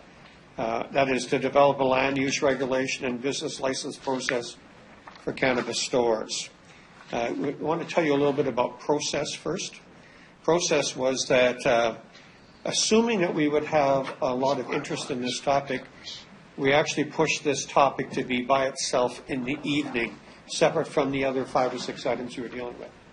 And so we spent 2 hours debating what is before you and some amendments that were proposed. The Planning Commission is made up of 3 members of council who are all present and 7 other members of the public who are, in my estimation, thoughtful, had read their materials, listened to the discussion, and spent the 2 hours making sure that there was a sense of feel that everybody was comfortable with. That's one.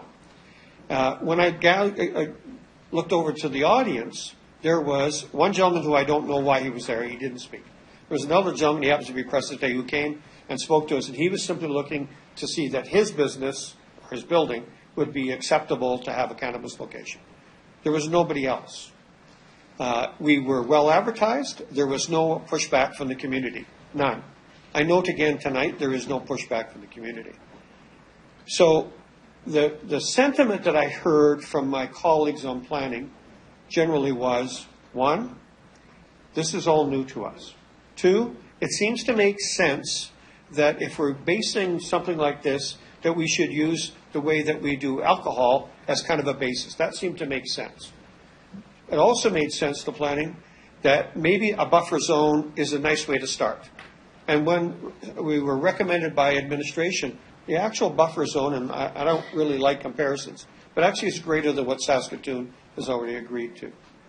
So, and then we looked a little bit at the downtown, and I know that the lady spoke, but what I would suggest to you is that we looked at it not allowing them to congregate on a street, that in fact there had to be a separation.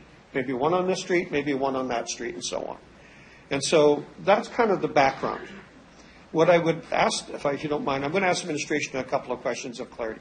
So maybe walk us through just a couple of specifics, buffer zones, and some of the logic behind what's presented, if you don't mind. That's a lob ball question, not a specific one, if that helps you. Should we have all night, Councillor O'Donnell? No. 9:30. Charlotte? Yeah. Well, let's keep it short then, okay? Through you, Your Worship. That's right. The buffer zones were put in place to be similar to the adult entertainment. And when we looked at that, that was the 600 feet. So we felt that was a use distance that we've been using. And so we felt that was good. There is a separation, that same separation between the uses, but also between the cannabis. So yeah, just as you said, only on one block and one on the next. part of the rationale was, as you said, that it should be considered similar to, it's a controlled substance, no different than alcohol, so that's where we used the regulations. And that's what we based the regulations off, because we looked at where liquor stores are allowed right now, and that was the zones that we put forward.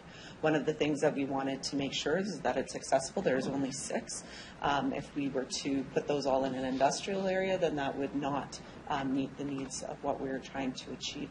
The permitted use, again, as long as they meet all of those requirements, the separation distance is measured from the building edge of the cannabis retail to the nearest property line of that use that we are trying to buffer from. So at this point, we did do research what other municipalities were doing with their buffers. As you've noticed, Saskatoon has a less of a distance, but at this point in time, it's as consistent with what we've already been doing at this point. I'm not sure if there's anything else.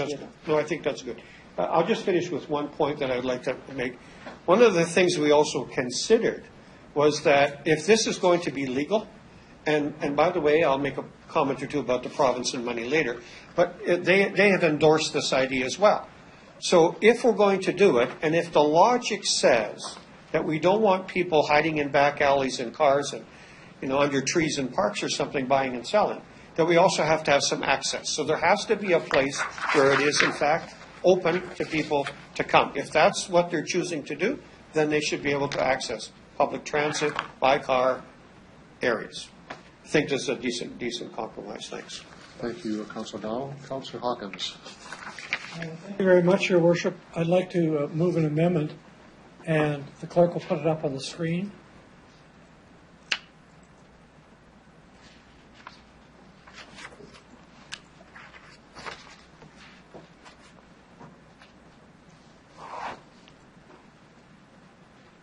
Basically, I'm moving that, and I'll seek a seconder, that the amendments proposed to Regina zoning bylaw 9250 in relation to cannabis retail stores, a detailed appendix to be approved with the following change, that the separation distance be increased from 182.88 to 365.76 meters.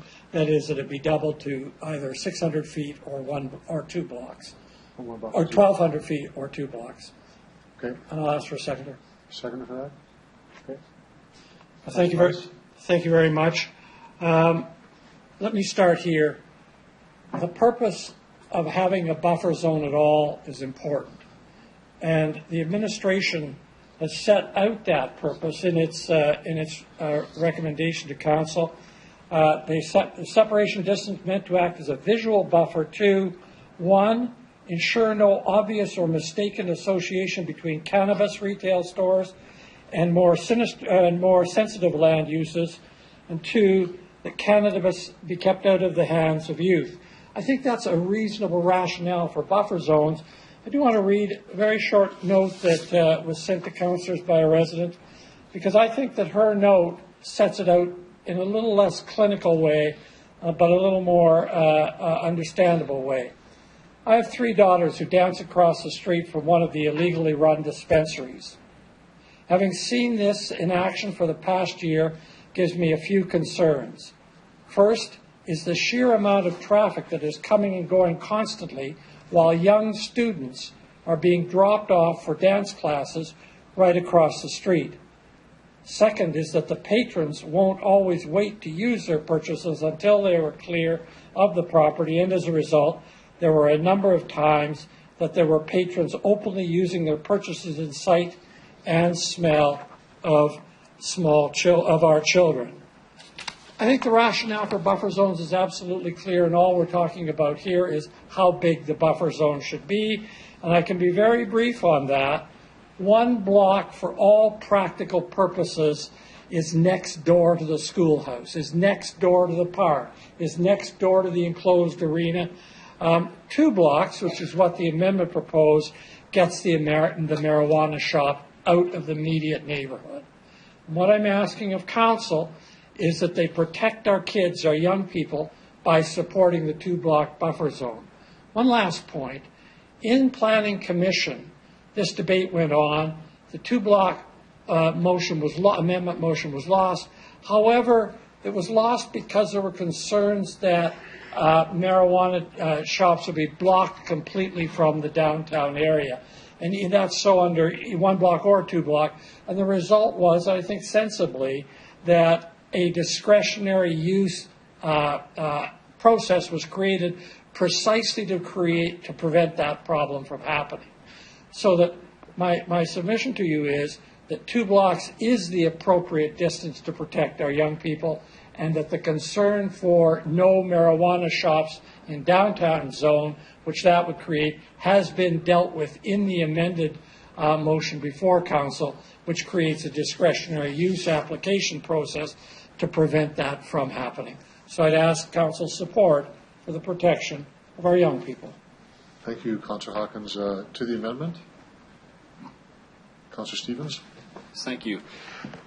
Because I have a question for the council, actually. What evidence is there to suggest that this difference makes any noticeable difference? So we have examples south of the border, several states.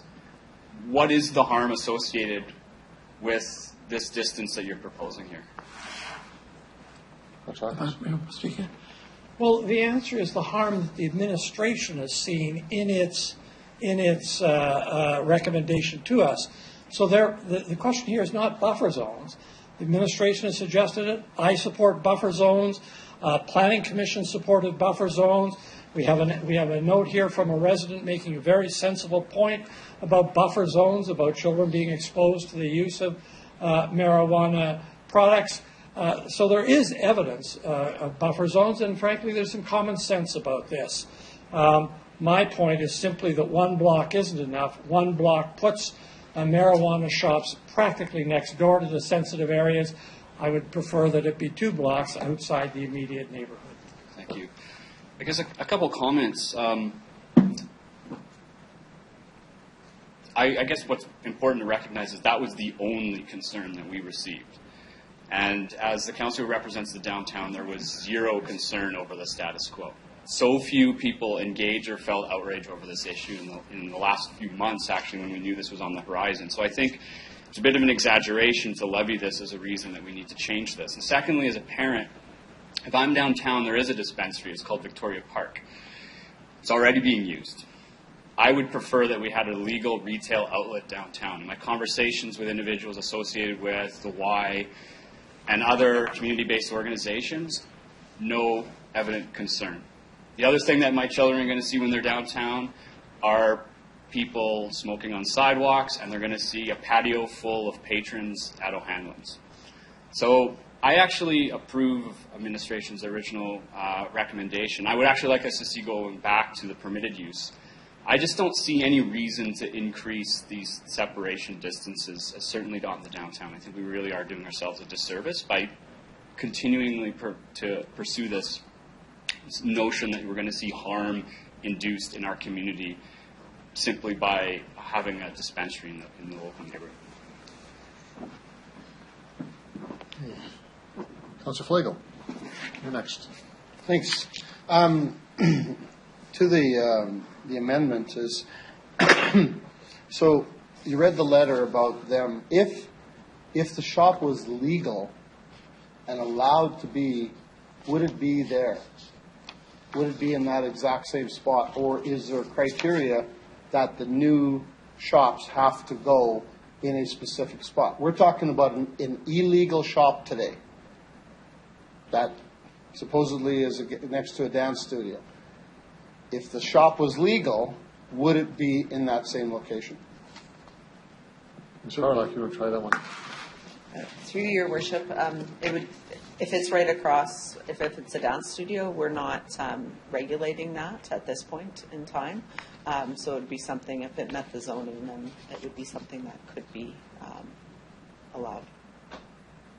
I think I could ask Mr. Searle, is that the interpretation if it is a dance studio? Because the uses aren't listed for that type of use to have the buffer. Mr. Searle? Your Worship, under the zoning bylaw, a dance studio would be classified as a recreational service facility. Now, that includes a broad range of uses such as gymnasiums, yoga studios, aerobics, martial arts. It contains a wide variety of uses that are used by both youth and by adults, and are quite widespread throughout the community. So that was excluded from the separation distance requirement. Okay.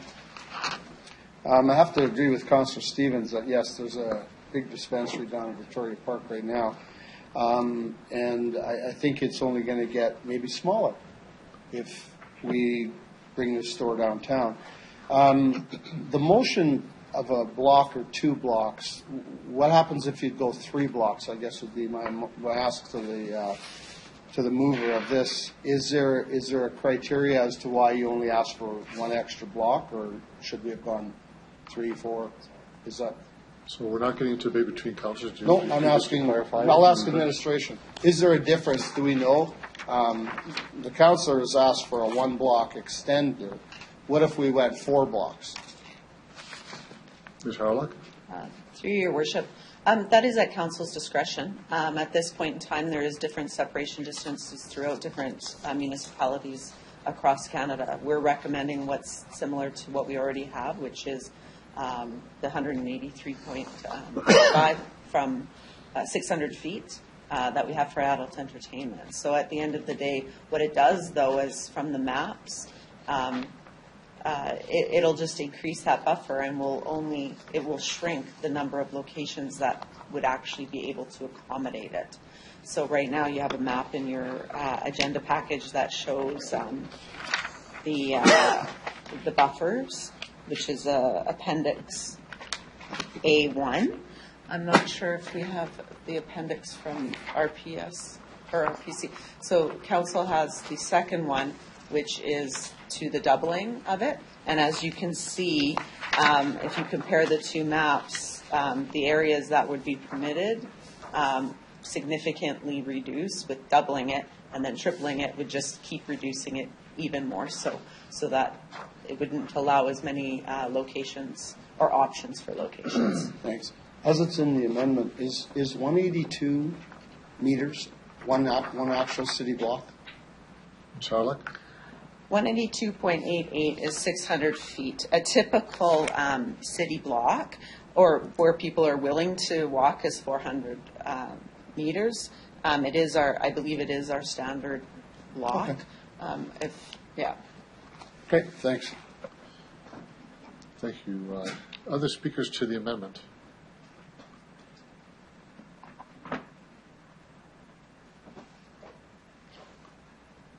Councilor Massanelli, you're up next on the amendment. Through you, Chair. What's the buffer zone for alcohol right now? Through your worship, there is no buffer. Okay, so we're already going over and above what alcohol is allowed to. You could sell that right beside a preschool, no problem, right?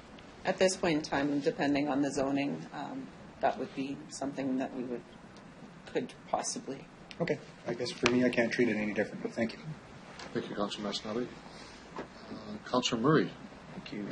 Through your worship, when I'm looking at the 1,200-foot separation on this map, what I'm essentially seeing, if this were to go forward, is that it would push the use into essentially peripheries of downtown, which have more residential and arguably more children. Is that a concern that the councillor is looking at? When I see this, that's what I see, is it's pushing it outside of the commercial areas. Your Worship, I can answer that question quickly. That's why we have a discretionary use provision in the amended RPC recommendation to council. The use of the discretionary use would deal with that issue on a case-by-case basis so that things wouldn't all be pushed out to the periphery. Right. Okay, thanks. Thank you, Councilor Murray. Councilor O'Donnell, to the amendment. I did see that Ms. Harlock was wanting to comment. But Ms. Harlock, did you want to speak? Thank you, through you, Your Worship. The amendment was actually only for discretionary uses within the downtown. Yes. So anywhere else, it would still be permitted. So just so that the councillor is clear. Councilor O'Donnell. Thanks. I will speak against the motion, in part reflecting on the discussion that was at the Planning Commission. I don't want to state the obvious, but I'm going to tell you, I think some folks are using cannabis right now. I'm pretty sure. And so what will happen is the way I look at it anyway, is that if you're going to use and purchase, you're just simply going to go to wherever it is. It's whether it's here or there, that's where you're going to go. And I think there's some thoughtful notion here to some reasonable buffer. But as I said before, we kind of landed on the notion that we need to have it in a variety of places so that we in fact are affecting that notion of illegal use and so on. So I'm not sure that playing with a number makes much difference. If I really am going to purchase, I'm going to go to where it is. And again, I say, and again, I don't want to be obvious, Planning Commission, no opposition. Tonight, no opposition. Number of phone calls I've had, emails I had, 0. Councillor Barshani. Thank you, Your Worship. Just a quick question for administration. So with Councillor Hawkins' motion for the 1,200 feet, the 2 blocks, can I just ask what other jurisdictions, has anybody been around the 2 blocks, or what are some of the other cities, what do they have for buffers? Ms. Harlech? Through you, Your Worship. For instance, each one is different, and some of them do it differently based on the use. So, for instance, Calgary is 150 meters from a school or emergency shelter, but 300 meters from another cannabis store. So they gave a bigger buffer between the stores, but then it's only 100-meter separation from municipal reserves, so parks. So everyone did it a slightly different. In Edmonton, from schools, it's 200, but from recreation centers, civic centers, and parks, it's only 100 in Edmonton. So each one is different. In Saskatoon, they're 160 meters from schools, parks, community centers, public libraries, childcare centers, and other cannabis retail. But in the Broadway district, they put an exception and only did 60 meters. So it really depends on the municipality, and it's at council's discretion to what you believe is the appropriate distance.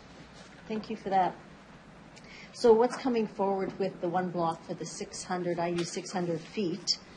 Just looking with those stats, that's further than most of those cities already then? Is that what you're saying? Ms. Harlech? Through Your Worship, it varies. With Saskatoon, we are less because we're lumping, we didn't do different separations from different uses. It was, these are the uses, this is the separation. So in some cases, it is more for generally, yeah. Okay. So we actually could have, I guess then, we've decided to go with 1 block for everything. Other cities have used it where they've used 600 feet here, 300 feet here for different uses. Is that right? So we could actually say for schools and daycares, it could be 1,200, and then for the others, we could still leave it at 600. Is that accurate? Ms. Harlech? Through Your Worship, that is correct. Thank you. Thank you, Councillor Barshani. Other speakers to the Councillor Bryce? Thank you. I know we're on a timeline here, so I'll be very brief. It's not very often you hear me say something like, it's too bad that the other levels of government don't have standards in place, so we don't have all this mix-up throughout the province. But it's too bad the federal government didn't have standards across Canada so that we all knew what the regulations were and could abide behind those. So I think safety comes first. I'm going to agree with the amendment, and I'll leave it at that. Thank you. Thank you, Councillor Bryce. Councillor Hawkins, do you want to close debate? 3 minutes. I'll take less than that. Thank you, Your Worship. This is a judgment call. It's a judgment call that says we all want to protect people who are underage, not people who are who legally are buying Canada. We want to protect those who are underage from being exposed to the sale of cannabis for the good reasons that were mentioned before. I believe that 600 feet, it's a 1 block, simply puts an insufficient separation, doesn't create the visual buffer. In fact, one block is practically next door to the schoolhouse door, and for that reason I've suggested not 300 feet, not 400 feet, but 200 feet, which I think creates an effective buffer as opposed to the buffer that's suggested here. Thank you, Your Worship. Thank you for that. On the amendment, we see the motion. You've closed debate. Councillor Hawkins, I'm going to call the question. All those in favor of the motion? Those opposed?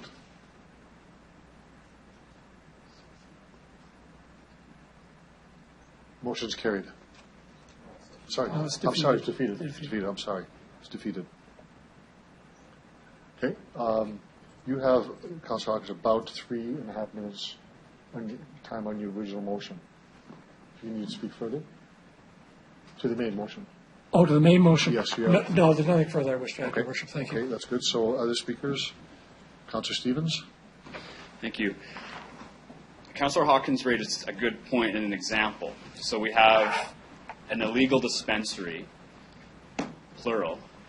What happens to this ambiguity if this goes through?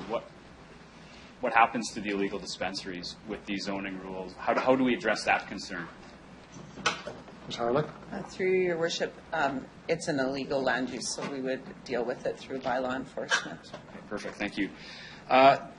There was a concern raised by a property owner regarding how we address distance. And the logic I understand as it's applied, and please correct me if I'm wrong here, is as the crow flies, so it's a straight distance. Is that correct? Ms. Harlech? Through Your Worship, that's correct. We're measuring it from the building where the cannabis retail would be, and then we would take it as the crow flies and draw a radius just as your maps are showing. Thank you. And that's consistent with how we would measure distance across all other zoning issues and standards. Is that correct? Through Your Worship, in most other cases, we're actually doing this slightly different, and I might ask Mr. Searle to explain the rationale behind it. Typically in zoning, what we would do is do property line to property line. But I'll ask Mr. Searle to go through the background on why we're measuring it this way. Your Worship, with respect to the measurements, the reason we would choose to measure from building to the nearest property line in this particular case is a number of the commercial areas within these zones have multiple buildings on them. And depending on where the building is located and positioned on the property, it may have less or more of an impact on that visual buffer. So to use an example of a mall property, if there's an outbuilding, one might be located closer to a park, but another one might be located substantially further away. So that would be how the impact would be measured. Great, thank you. Through the chair, perhaps you could elaborate a little bit more on the difference between discretionary use and permitted use, and how this debate unfolded in Planning Commission. I understand administration first came forward with permitted use in all of these different zones. It changed. What's the process in terms of getting an application submitted and finally approved? What's the time and cost difference between these two? Ms. Harlech? Through Your Worship, I'll start and I might pass it over to Mr. Searle. So a permitted use is as of right. So as long as you meet all of the requirements, you submit your permits, and then we would issue the permit, and then if there's building, they would get their building permit. If it's discretionary, then it goes through our discretionary use process, which is where the application comes in. There'd be a circulation. We would write up our report, and then we would bring it to the Regina Planning Commission, and then ultimately to Council. That's the process. I don't believe there's a difference in price between for discretionary use. I don't have the number on hand. And if it's permitted as right now, we would go through the building process. But I might ask Mr. Searle to explain the financial side of our permitting. Mr. Searle? Your Worship, the fee for a standard discretionary use application is $2,500, and our processing time is approximately 4 months. Thank you. Perhaps a bit more elaboration through the chair on why the shift. Was this a compromise at the Planning Commission that there's an interest in some council involvement or public involvement in the downtown in particular? I'm not sure who to address that to, whether it's the chair or administration. I would give it to the chair. Councillor O'Donnell? I think, to use your word, I think it was a compromise. I think when looking at the whole and suggesting this is the first time and maybe throwing the word caution in there just a little bit, and the idea, I think, also to kind of say to the public, be aware and have some thought, I would say that's as far as I could go on that. Okay, thank you. That's all. Thank you. Okay. Next speaker is Councillor Bresciani. Thank you, Your Worship. So, so I just want to be clear. As we are right now, the separation from the cannabis store to the liquor store and another cannabis store. So I just want to be clear that that there is a buffer there between that. So the cannabis store, there cannot be another liquor store there, or it can't be another 2 cannabis stores. Is that accurate? Ms. Harlock? The way it's presented here.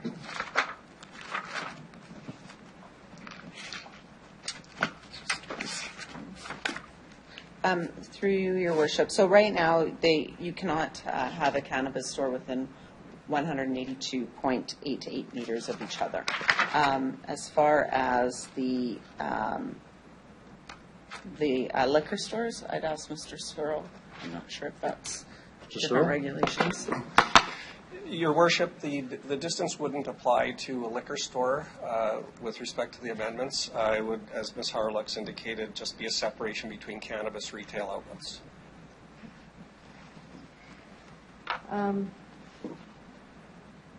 Thank you for that. So also, I just would like an elaboration on why indoor rinks was added instead of indoor recreation facilities. Ms. Harlock? And through Your Worship, I might ask Mr. Searle to go through the rationale as to why we were very specific about the rinks. Mr. Searle?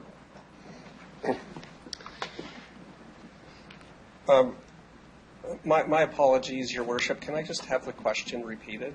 Thank you. Yeah, absolutely. In the criteria, it's one of them is indoor rinks.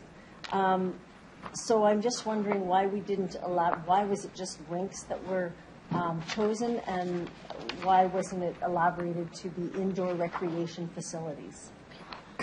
Mr. Searle? Your Worship, in consideration of the amendment, we looked at both. We looked at a range of land uses.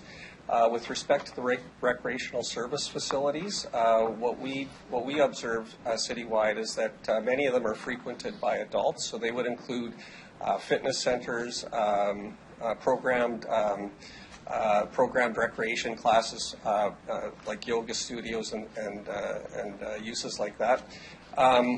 What we observe with respect to the enclosed rinks is typically they'll be more programmed for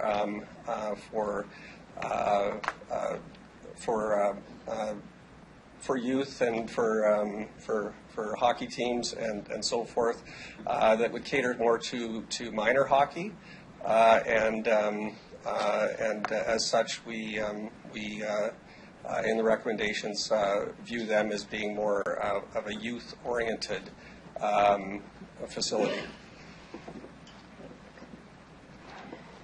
And I have one more question. As far as emergency shelters, they were not included, or youth facilities that serve vulnerable youth. Was there any discussion around that as to why those were not included either? Ms. Harlock? And through Your Worship, I'll defer that to Mr. Searle on the discussion. Mr. Searle? Your Worship, we didn't look specifically at that land use. Our focus was on those public facilities that catered to or that youth frequented, and didn't look specifically at that category. We do have classifications within the bylaw that do provide emergency shelter relief and so forth. Our observations with respect to that is that they cater not only to children but to adults as well. Thank you for that. On page 6, there's the application of the minimum separation distances. And so if I understand it, the cannabis shop is already set up, and a daycare comes in after the fact. That daycare then is allowed to go in there. Is that accurate? Ms. Harlock? When the retail establishes, then if after the fact a use wants to go there, then if it's permitted on the parcel that they're looking at, then we would permit that. And then the cannabis retail would become legally non-conforming. So then, therefore, the buffer zone does not hold any water at that time? Through your worship, it's not a reciprocal at this point, so it was in effect. So the cannabis retail was a legally conforming use when it was established, but after the fact, if the daycare, or we'll just use a daycare as an example, if they chose, knowing that the cannabis was there, they would locate there if it was permitted, and then ultimately what would happen is then the cannabis retail, by virtue of that use now being within its proximity of the buffer, would become legally non-conforming. Thank you for that. So, Your Worship, I would like to make the following motion, that a reciprocal separation distance shall apply, restricting the establishment of one or more of the protected uses identified in Section 5.21B. One of the current Appendix B within the 182.88 meters of the cannabis retail store. Okay. Seconded. Councillor Hawkins seconds that. We need to have this up on the screen here if we can get this up.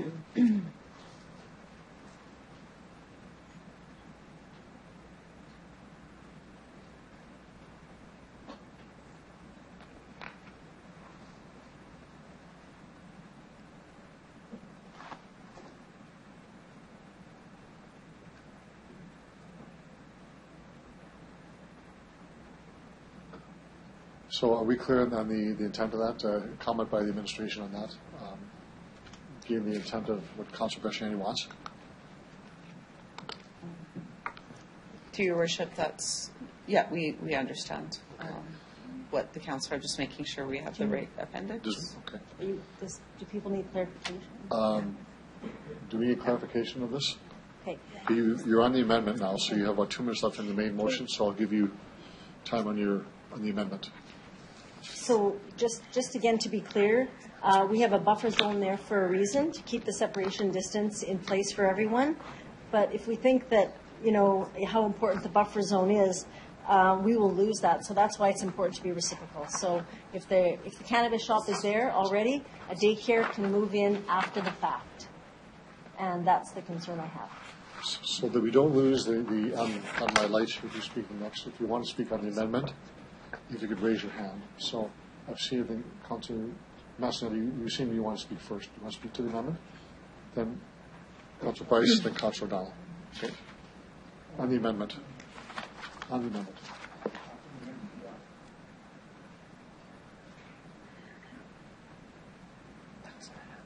Okay, so I guess I am looking for some clarity. So basically, cannabis shop sets up, gets its operation going, and 2 years later a daycare shows up.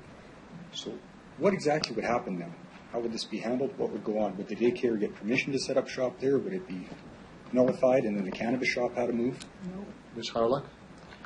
Through your worship, with this reciprocal, that's absolutely right. We will have to make amendments to the zoning bylaw to be clear that if a daycare wanted to establish within that 182.88 meters, that it would not be permitted. It would not be, none of those uses would be able to be allowed to locate within that distance. Okay, but it would be grandfathered to whoever was there first. So the cannabis store cannot move into a daycare's territory, and vice versa, a daycare cannot move into a cannabis store. That is correct. Okay, thank you. Okay. Councillor Price, to the amendment.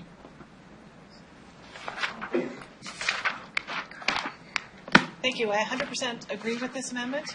I think that it's appropriate, and if it wasn't in place, places would be grandfathered in and allowed to go right beside a cannabis store with a daycare. And I don't think that's the intent of us having that buffer zone, as is mentioned. I think, as said, safety is number one for our kids. So having it this way, having the reciprocal is totally appropriate in my mind. Thank you. Okay. Councillor O'Donnell, to the amendment.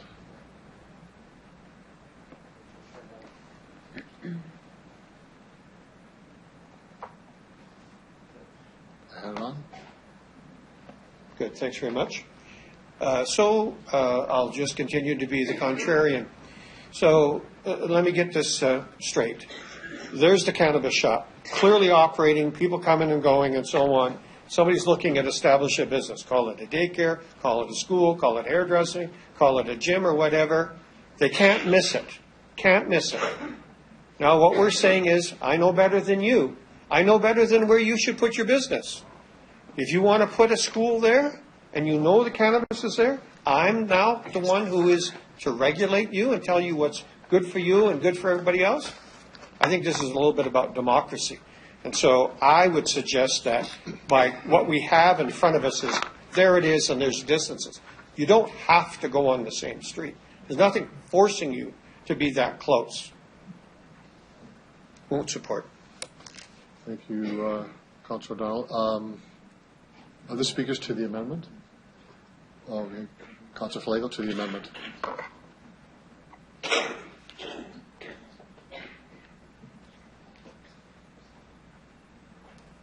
Thank you. Question for the administration. If this was, I'm just going to say, today we have the liquor board store on Broad and 12th, and right next door is a business, massage parlor or whatever, and it goes out of business, and now there's a daycare going in there. What happens? Ms. Harlock? Through your worship, if the daycare is a permitted use, it would be issued a permit to locate there, or if it's discretionary, it would come through this process. So I guess by this amendment, what we're doing is the whole thing seems to be like we're starting to penalize the person that wants to smoke marijuana or sell marijuana, but we're not penalizing the provincial government. Is there a way that we can figure this out? Because it seems like we're pitting one against the other, because a liquor board store can be next to a church, next to a hockey rink, next to a whatever, but we can't have a cannabis store or something come in and grandfather, however you want to word it. Are we not going outside the scope of what we should be doing in terms of the provincial and the federal jurisdictions on cannabis? Ms. Harlock? Through your worship, the province and the federal government have left the regulations, the zoning regulations, up to each municipality. So as I've indicated through previous questions, it really is up to the municipalities. Council doesn't have to have a buffer if they don't wish. So this amendment is just giving reciprocal ability between the uses, so that the cannabis use that established first wouldn't become legally non-conforming, and then that buffer distance would be maintained. Okay, good. Thanks. Thank you, Councillor Flagel. Councillor Stevens to the amendment.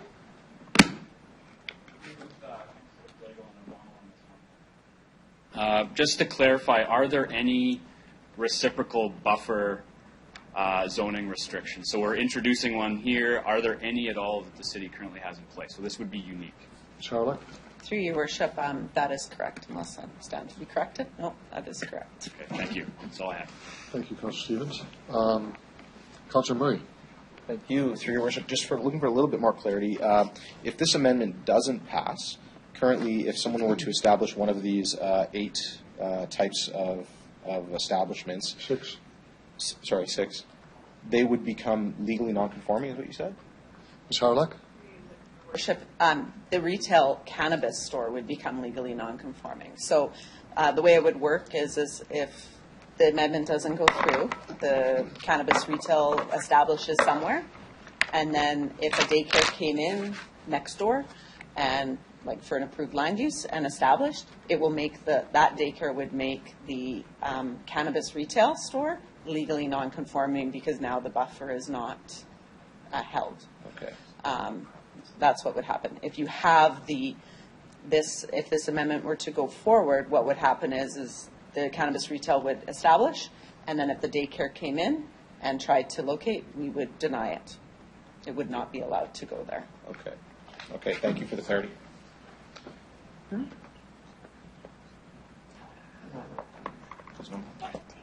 Thank you, Councillor Murray. Other speakers to the amendment? Point of order. From which what you said. Councilor Marcinelli, you have a question. I'm still confused about the original motion or the amendment from what Ms. Hurlek just said. So if there was a cannabis store and a daycare came in, the cannabis store now becomes illegal as the way the motion is written? Can you please clarify it? Through your worship. It would be, the cannabis store would become legally non-conforming. So let me explain what that means. It means that they had a permit, they were illegally, they had a legal use that was approved by the city at one point in time, and for these reasons, it became legally non-conforming.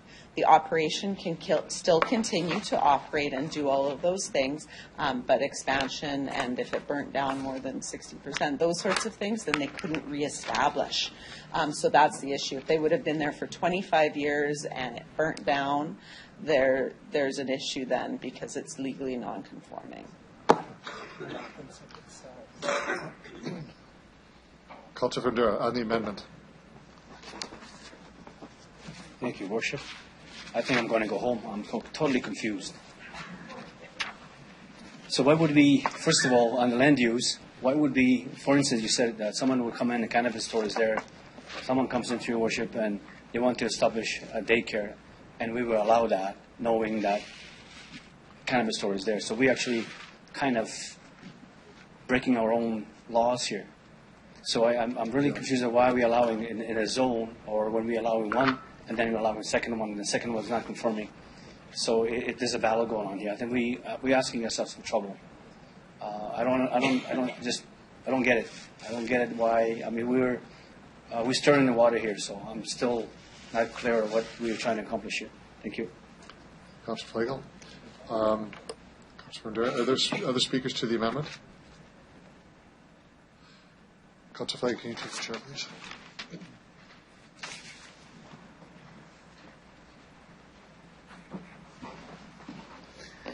Go ahead. I want to speak in favor of the amendment, and I'll tell you why. One of the premises, the building blocks of this report is to protect the public, is to protect youth, is to say we're going to put some parameters around, some fences around some of the things we can do here. And I think I don't see anybody saying we don't like this report, we don't support this report. So I think we agree with that principle. What the amendment's talking about here, and I want to thank Councilor Bresciani for bringing this up, is that we have this unusual phrase, a legally non-conforming use. In other words, it's otherwise illegal.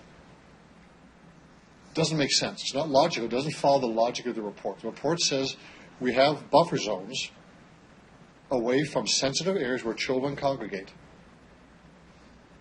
for the express purpose of saying you cannot put one of these categories of buildings within a buffer zone. You can't do it, including daycares.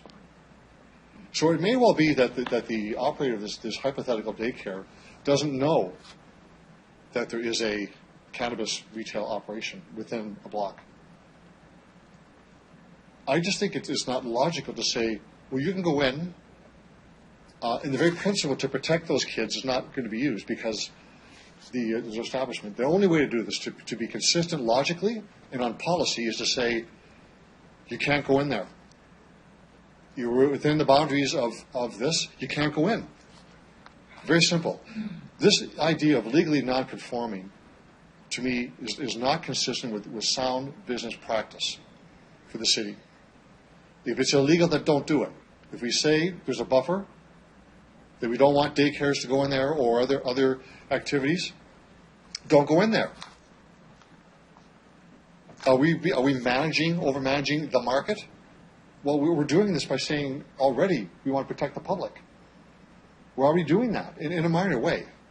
We're not saying you can't have cannabis operations. We're saying, on balance, we want to protect the public from this activity. So if you're going to accept it over here, you've got to accept it here as well. It's being inconsistent to say otherwise. I think it's a great amendment. I'm going to support it.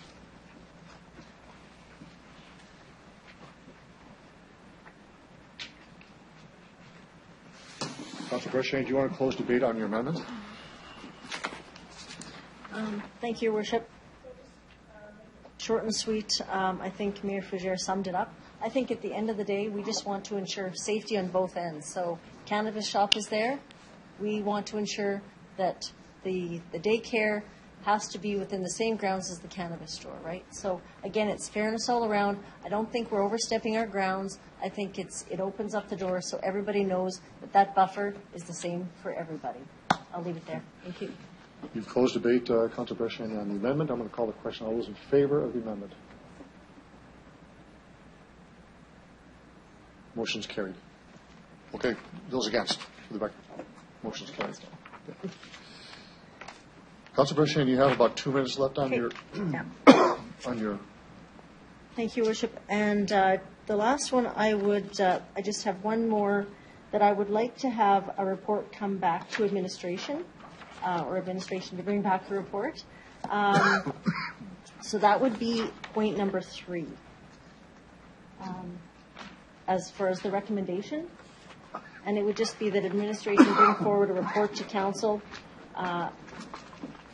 18 months after the federal legislation is in effect to determine how the cannabis, or how the application of land use with respect to cannabis zoning regulations is working, and explore any recommendations associated with it. I originally had 15 months, but I think I'll ask administration 18 months, is that better? And again, I think it's just to give us some information as to where we're at and how we're doing. And so I require a seconder for that motion. Yes. To clarify, sure, Councillor. Right.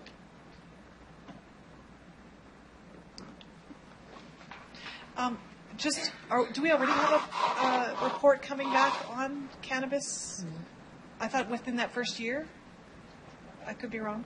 We do with respect to the black market report coming back. Okay, so this is different with land use. Thank you. Thank you, Councillor Lace. Are you going to second the amendment? Second the amendment. Okay. Speakers on the amendment? Yep. Councillor Flake, do you want to speak on the amendment? No. Okay. We're all clear on what that is. Call the question. All those in favor? Opposed?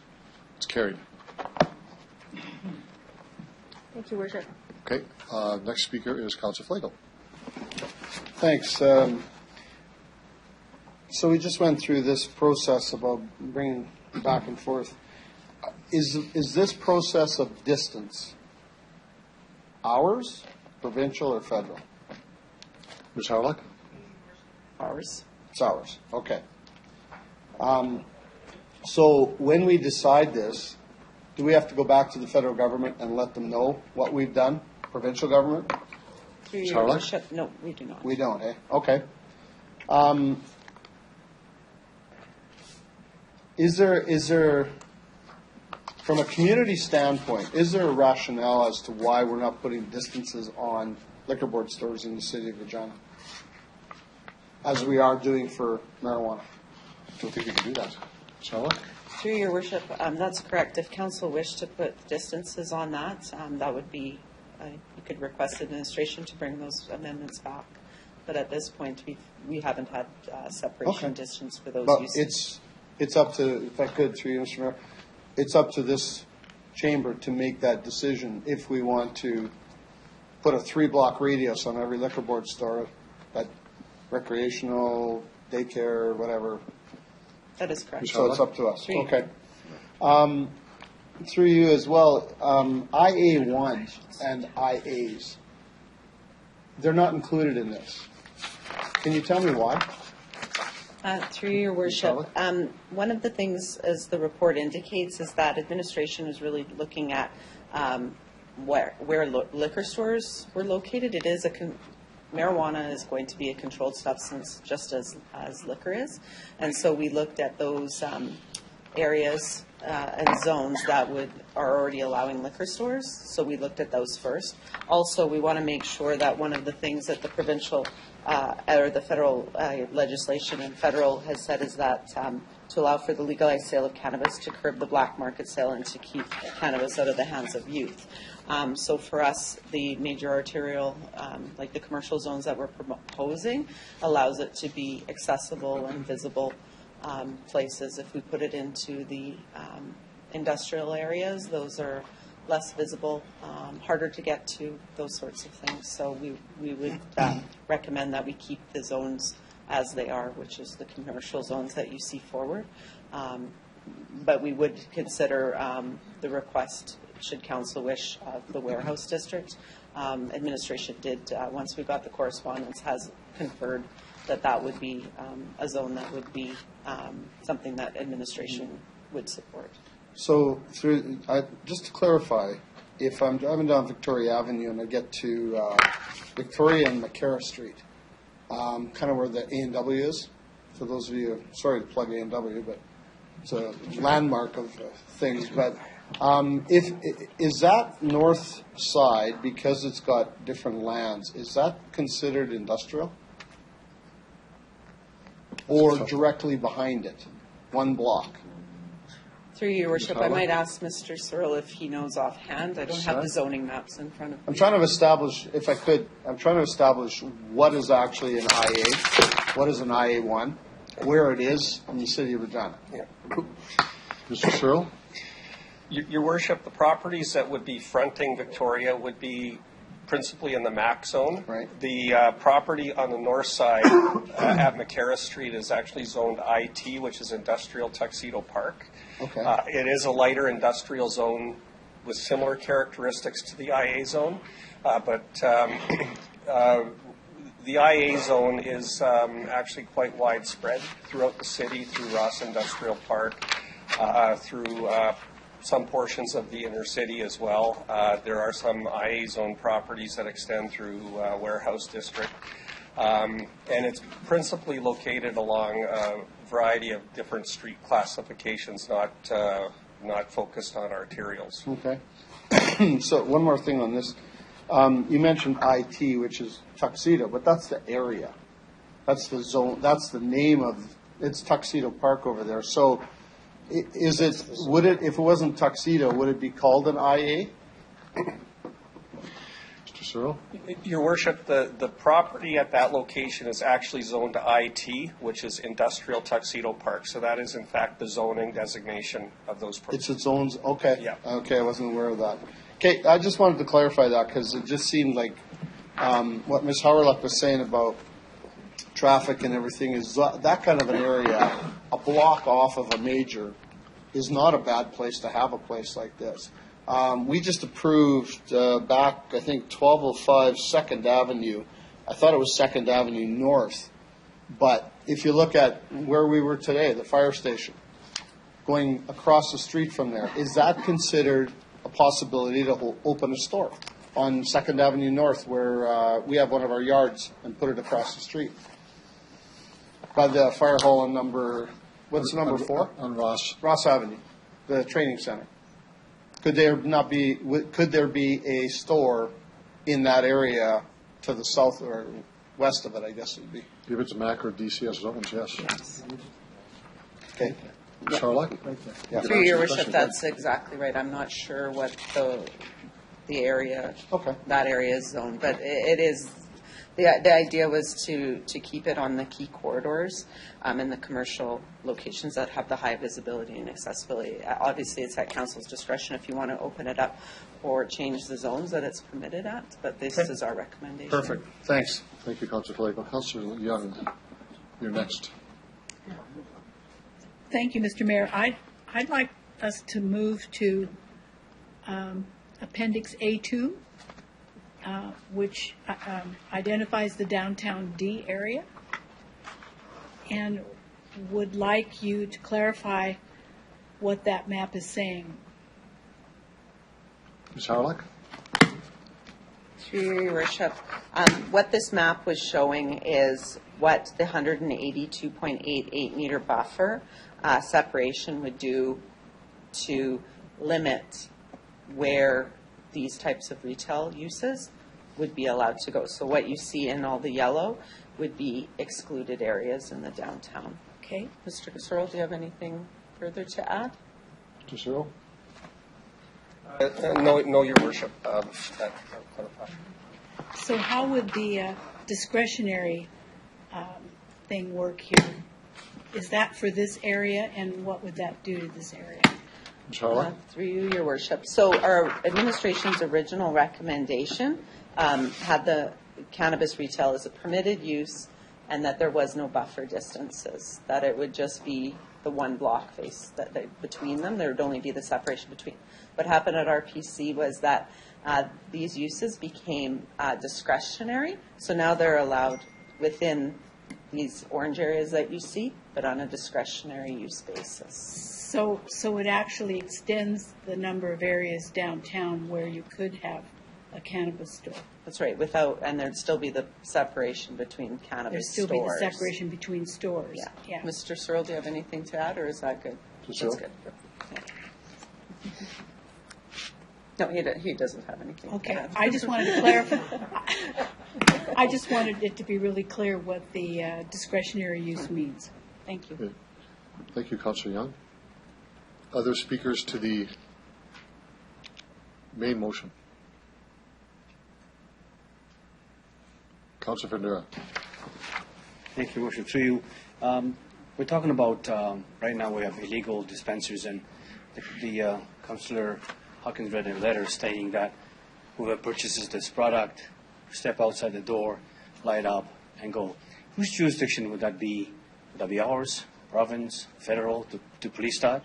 Because, I mean, when that happens, you're going to have, because right now with the smoking bylaw, you have to be 10 meters away from the building, but is this going to change anything with the cannabis? Because I think, well, if I'm understanding correctly, the discussion was that you need to take it and use it somewhere where it's in your home, or so. How is this going to affect this kind of behavior? Ms. Harlock? Through Your Worship, it's no different than alcohol. You can't drink like a beer on the street, and you could get a ticket right from the police. So it's the same thing. If someone were to do that, it would be enforced by the police. I didn't hear, sorry. It would be enforced by the police, just like it would be for an open liquor ticket and things like that. Okay, thank you. Thank you, Councillor Vendera. Other speakers to the main motion? Councillor John, you want to close the debate, so I'll speak to Councillor. I'd like if you could take the chair, please.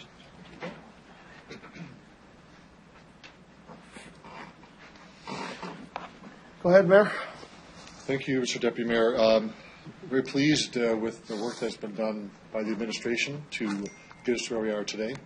I'm pleased with the amendments made by the committee. I think, and by council, we've done a good job of, I think, refining and reflecting perspectives that I think are really important. But I want to talk just a moment about another element we haven't talked about tonight, and that is the how prepared are we as a community for legalization of cannabis. Well, I would say that the City of Regina is definitely, when we pass this tonight, we will be ready. I think there's an element of the city writ large that is not ready, and that is the Regina Police Service. A very critical element of enforcement as per federal and provincial legislation and our regulations as well. I know the answer to the question, but I want to ask it to the administration. Are they aware whether the federal government has determined the device that we used to do roadside checks? Through you, Mr. Chairman, I do not believe so. Right. As chair of the commission, I'm sort of aware of that. So it isn't ready. They haven't selected. The feds have got to make the selection first, and there has to be training. So again, go back to the point where we're doing the work we've got to do as expeditiously as possible. And I thank the administration for keeping us on track and council for moving these reports forward. There's still another element out there of a concern, and that's primarily with the federal government with an artificial deadline to have, until further notice publicly anyway, a July 1st legalization. They pushed that date, or saying that date, but legislation has not passed the House or the Senate yet. So that's just a statement to be made. There are some elements that are lagging because the federal government has not moved forward. They've moved forward too quickly and not allowed local governments and police resources around the country to prepare for this properly. That being said, the report before us tonight is a good reflection, good consideration by this administration and council. I support the main recommendations and the amendments that have come forward. You've done a really good job to prepare the public for this. I'll say one last thing. I had virtually no calls or letters about this issue. I have people that come to talk to me about that, but in terms of an official don't do this, a couple when we first had the discussions, when it first became that we were going to be moving forward to July 1st, I had some letters of concern, others supporting, and certainly with respect to the police service enforcing the existing laws related to dispensaries that are illegal, I got lots of letters on that one, lots of calls on that. But the issue of legalization is not an issue. And the reason I believe that and know that is because I'm convinced that residents believe that local governments are taking care of them. They're doing what they can with respect to buffer zones in this case, where those 6 are going to be going. So I think they're pleased with that. I support the report. Absolutely will do that. I remain concerned about the ability of local law enforcement to enforce the law when it becomes the law itself, and that's a big issue. Thank you. Hang on a second, just before. Ms. Howard, you have a comment? On what you're saying? Not on the mayor's. Oh, okay. It's just a procedural thing. I Okay, have to clarify. Perfect.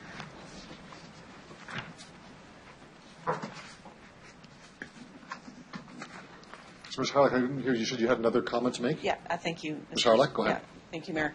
Just so that council is aware, we do need this referred back to administration because. I was going to get to that, yes. Yeah, because the amendments are actually quite substantial, and we have to make sure that we have, in order to meet the intent of what council has asked for tonight, that we have all the right sections of the bylaw covered off. So we can bring it back at the end of June. We'll be doing that for sure. So before I get to Councillor O'Donnell, closed debate, that's bylaw 18-27 would be a motion to table that one to the next City Council. Councillor Down, you want to close debate?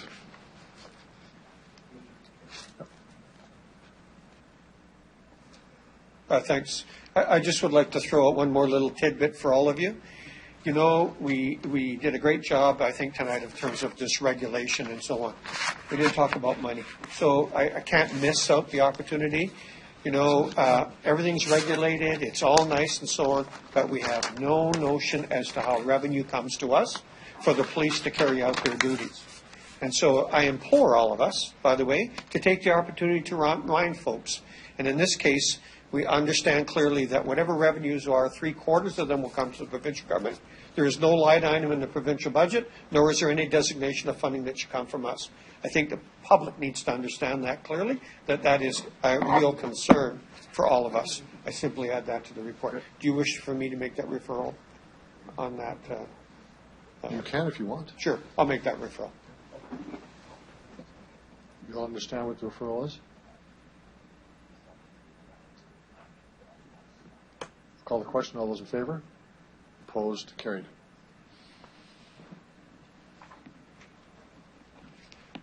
Now the report before us. Call the question on that. All those in favor? Opposed? It's carried.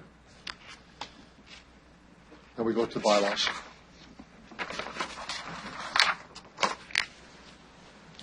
Councilor Flagle.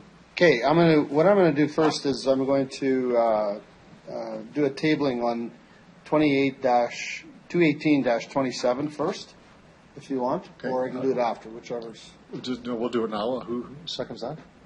What's the second that? Okay. Councilor Bryce. Okay. Okay, I'll just go. We'll just vote on that. We'll take it right out. Yeah, all those in do that. favor of tabling motion. All those in favor. Opposed. Carried. So it's out. Okay, perfect. Moved by myself, seconded by Councillor Hawkins, that bylaws 2018-19, 26, 28, 29, and 30 be introduced and read a first time. Mr. Clerk.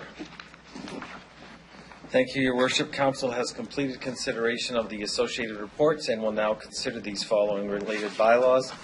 218-19, respecting the designation of the Regina Cartage Building at 2220 Dudney Avenue as municipal heritage property. 218-26, respecting the proposed rezoning of the property at 4400 4th Avenue, known as the Orr Center.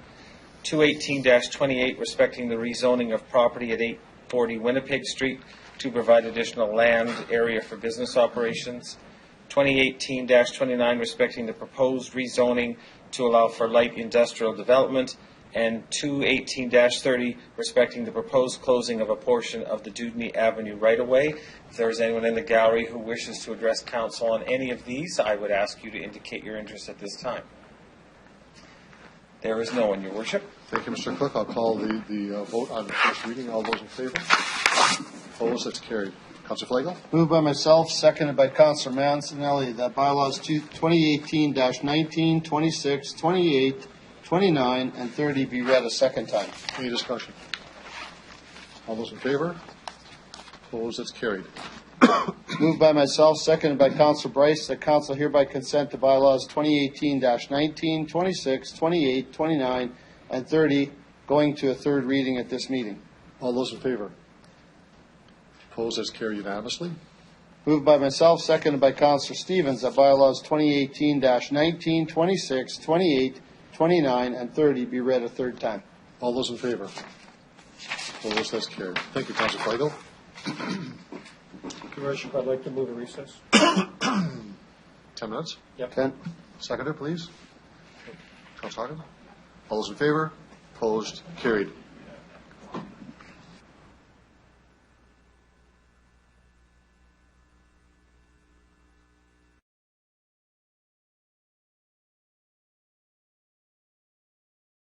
It's required to reproduce a balanced operational budget. Okay. Thank you, Councillor Hawkins. Councillor Young. Thank you, Mr. Mayor. Just one more comment. In this report is the 2017 annual report and the public accounts. And this is in draft form, and at the conclusion of this meeting, will this then be in permanent form so that it can be public? Lacy? Yes. Through you, Your Worship. So yes, we are looking for council to approve the annual report and public accounts in final form at this meeting. Upon that, the auditor is looking for the approval of council. Upon that, he'll also issue his final report. And so at that point in time, the final report would form part of the official annual report with the audit firm's signature on his audit report. Okay, thank you.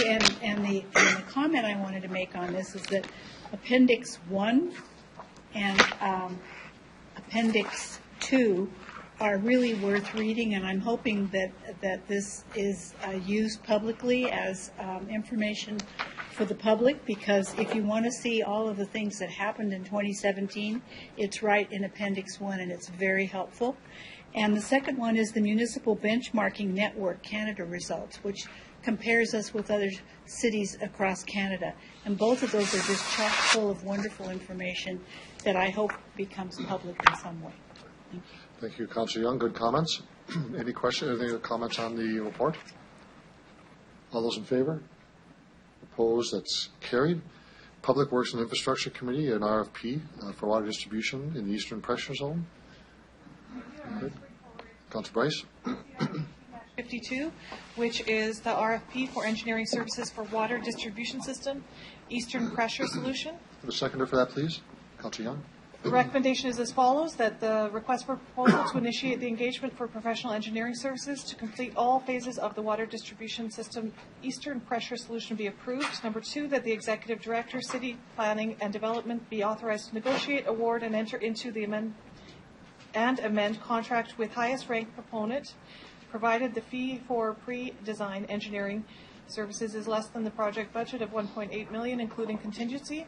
And number 3, that the city clerk be authorized to execute a consulting services agreement with the highest ranked proponent upon review and approval of the city solicitor.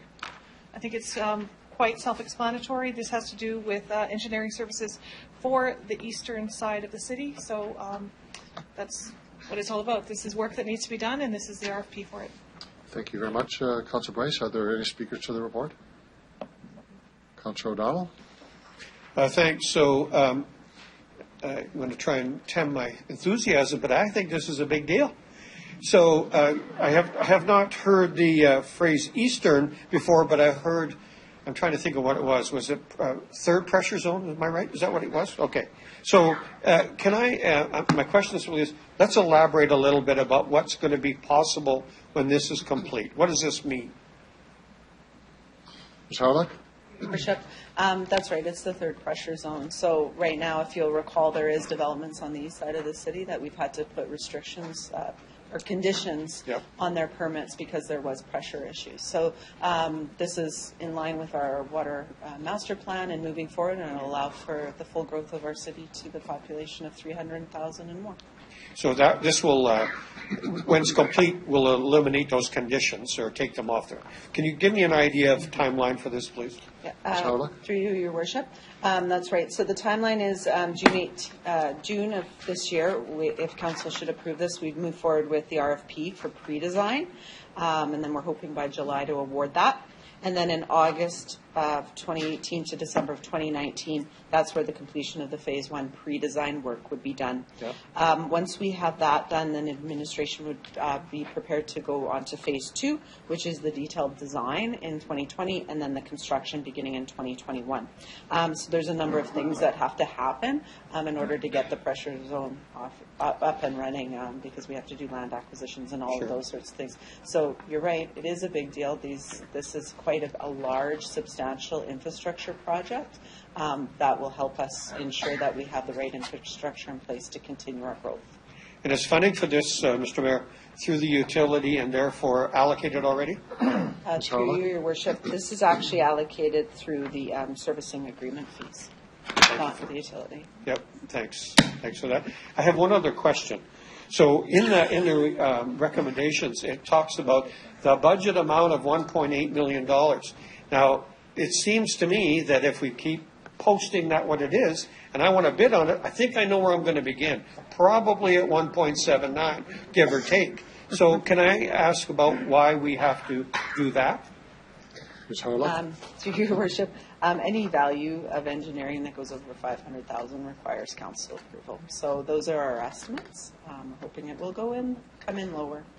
But this is like practice for us, but. Yeah, it's part of our admin bylaw that we have to come to council because we know the consulting contract will come over, so we can't issue the RFP knowing that it's going to go over. We need your approval. I got you. I just have to say, it kind of puts us at a bit of a disadvantage, but I understand legal. Thank you. I have a question on that. Is there anything stopping us from saying that it would be over the delegated authority amount without saying the actual number? To the solicitor, perhaps? That way we're not actually saying the number. We are saying it's over the delegated authority without giving the number. Mr. Weary. We're putting it in the report because we need to fix an amount. It is an estimate, as has been described. We anticipate this to be a very competitive process, so the evaluation criteria would include price and a number of other criteria, so no concern with the estimate that's being put forward. No concern, but would we not have more competitiveness if they didn't actually know the number? But it was above the delegated amount, so we have to go publicly for it. Would that not be a way to sharpen the pencils and give us a better number? Mr. Weary? Your Worship, this is fairly common for us to include estimates in projects that go forward to procurement as part of our budget, capital budget and otherwise, so it's fairly common practice. Okay. Councillor Flagle. Thanks. So you just finished outlaying the timeline. Was that the same timeline for Ring Road and Pasco Street when we did pressure zones in there to go over to Kensington Green? Ms. Harlock? Through Your Worship, I wasn't here at the time. I'm not sure if Ms. Gaisno or Ms. Wilson. Ms. Wilson? Through you, Your Worship, I believe it's a similar time frame. That project did have some additional phases of some further piping that took a little bit longer. And that project also did have delay, as you recall, because of some contaminated soil that was found during the process of the project. Right. So that's that's something that we're aware of, so certainly that's something we take into consideration when we're doing this work, but similar timeline. I think just as a note, I think from start to finish, I think we were close to 5 years with that contamination issue for about a year and a half, I think that's what it was. The other thing is, you're talking eastern, so all the vacant land from the Greens to Victoria Avenue to Tower Road to the cemetery, is that all encompassing in this eastern water pressure system? Ms. Harlech? Through your worship, definitely those lands, but it would be a larger capacity than just those lands because of the way the pressure zones go. I would perhaps ask Ms. Wilson to go maybe into more of the details about how far this would encompass. Ms. Wilson? Through you, your worship, I don't have a great deal of the technical detail here. We've actually been referring to it as the Eastern Pressure Solution. It might be a little bit different from the sort of zone solution we used in the second pressure zone. But the intention would be to address as many of the shortfalls as is possible and to serve as large an area as we can. So if I could, is this capable of jumping across Victoria Avenue? Because we've had delegations here over the years talking about getting services, wanting services. Would this be where we would tie into that for them, for fire hydrants and sewage, or is this just strictly water? Ms. Harlech? Yeah, through you, your worship. It's the pressure zone to push the water. For water. And so definitely it's going to address all of those issues that are existing. And then that's why I was saying it will, my understanding is that it will help some other areas within. That's why I don't want to be very specific on the area, because we have existing areas within the east, just generally, that might have low water pressure. And once we get the system up, then, because you have to remember all of our systems are interconnected, so they all will help each other. Perfect. Thanks. Thanks. Thank you, Councillor Flagel. Councillor Bershani. Thank you, Worship. Just a quick question. So do we have an idea of where this site is going to be located yet? Ms. Harlech? Through you, your worship. No, that'll be part of the project with respect to the design work, and then finding the different location for it to be. Okay, thank you. Thank you, Councillor Bershani. No other speakers to the report. I'll call the question. All those in favor? Opposed? Carried. We have a discretionary use application for a proposed house form commercial residential building. Councillor O'Donnell. Thank you. The address is 2358 Broad Street. May I have a seconder, please? Seconder, please. Councillor Bershani. Thanks very much. So the proponent here is wanting to put a little business inside a building.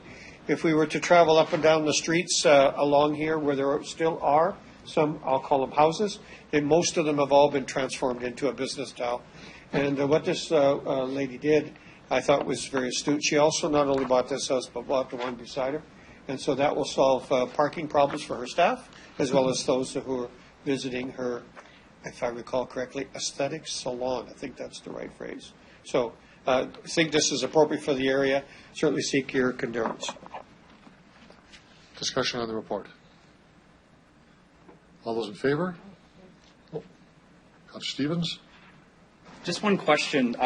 It mentions here an application was circulated to the Centre Square Community Association. What's the status of that community association? I believe it does it exist? Was there someone on the receiving end of this? You might know that.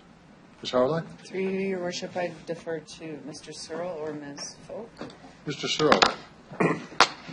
Your worship, our understanding is that the community association is still active. I don't recall off the top who the contact recipient was, but we could certainly follow up with that. I'd like to know, please. Sure. Thank you. Thank you, Councillor Stevens. Any other speakers? Call the question. All those in favor? Opposed? That's carried. Information report on reconciliation Regina, the update. Councillor Flagel, can you take the chair, please?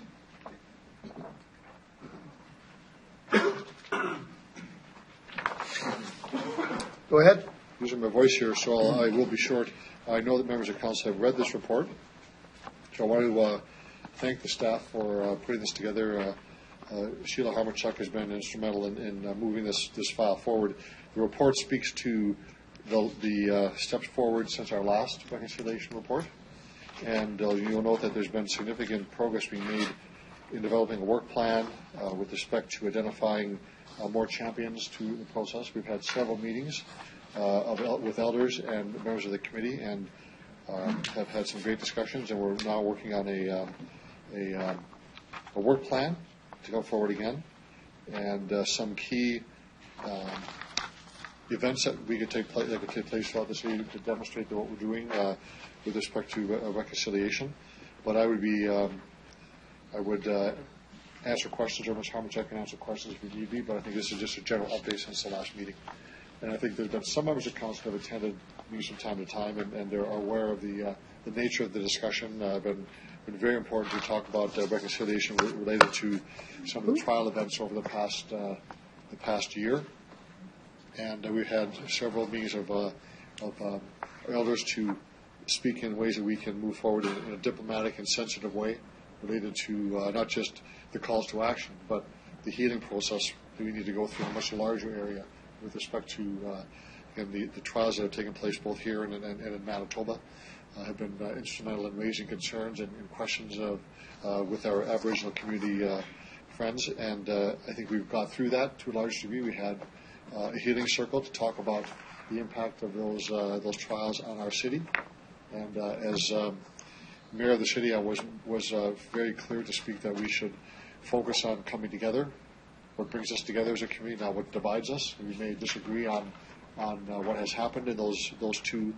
As an example, those two trials, but also let's focus on what we can do together into the future. And all the elders agree with that. They felt this is a good way to go forward, and that's much more I can say, except to say we will have other reports in the future, of course, as we move forward, and there'll be more meetings coming up later this year. There is a smudge walk coming up, I believe, later this week, and I believe that we will be there. This group will be there as well. I know members of council will be there as well. So we continue to move forward. It's a long journey. A lot of work to do, but we have many people in our community who want us to succeed, who know there's been problems in the past. They understand and feel treated unfairly for a number of years, but they also, in the same breath, say they want us to work together towards reconciliation. So we're making some tremendous progress. I ask for your support of the report. Can you get a seconder? Seconder, Councilor Brishani. Thank you.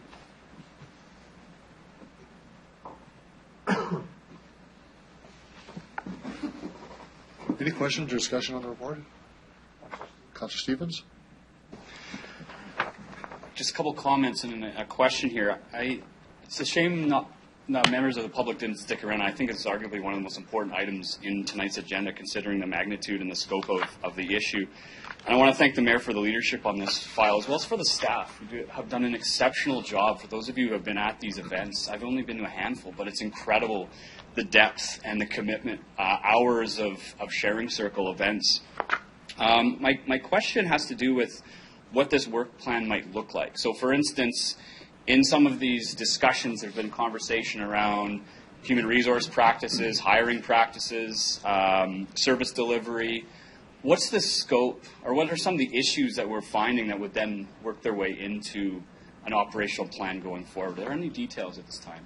I can give you some thoughts on this, Councilor Stevens. Thank you for the question. I think the intention initially, these things always change and grow, and the shape changes and the expectations change. But the initial purpose of Reconciliation Regina was to bring about a community response to the call of actions, not owned by the City of Regina, but owned by the people around the table.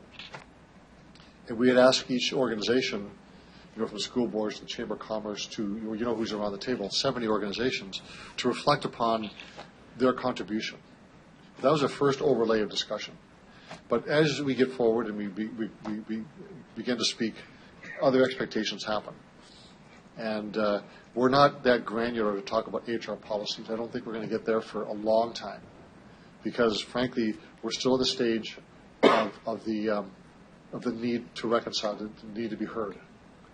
And any of the events you've been to, well, the overriding theme is, I want to be heard. There's issues of racism, intolerance, residential schools.